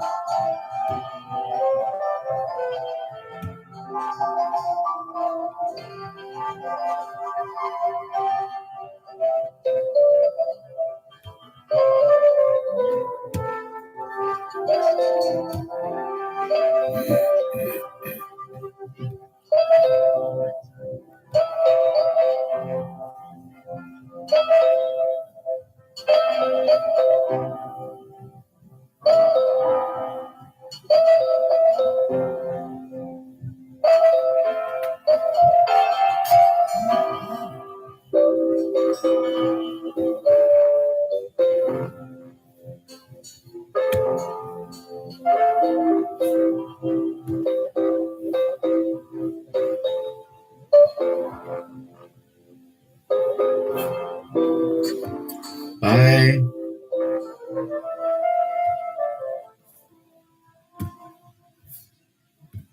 You're listening to Pearl 106 FM. The time is now 5 o'clock.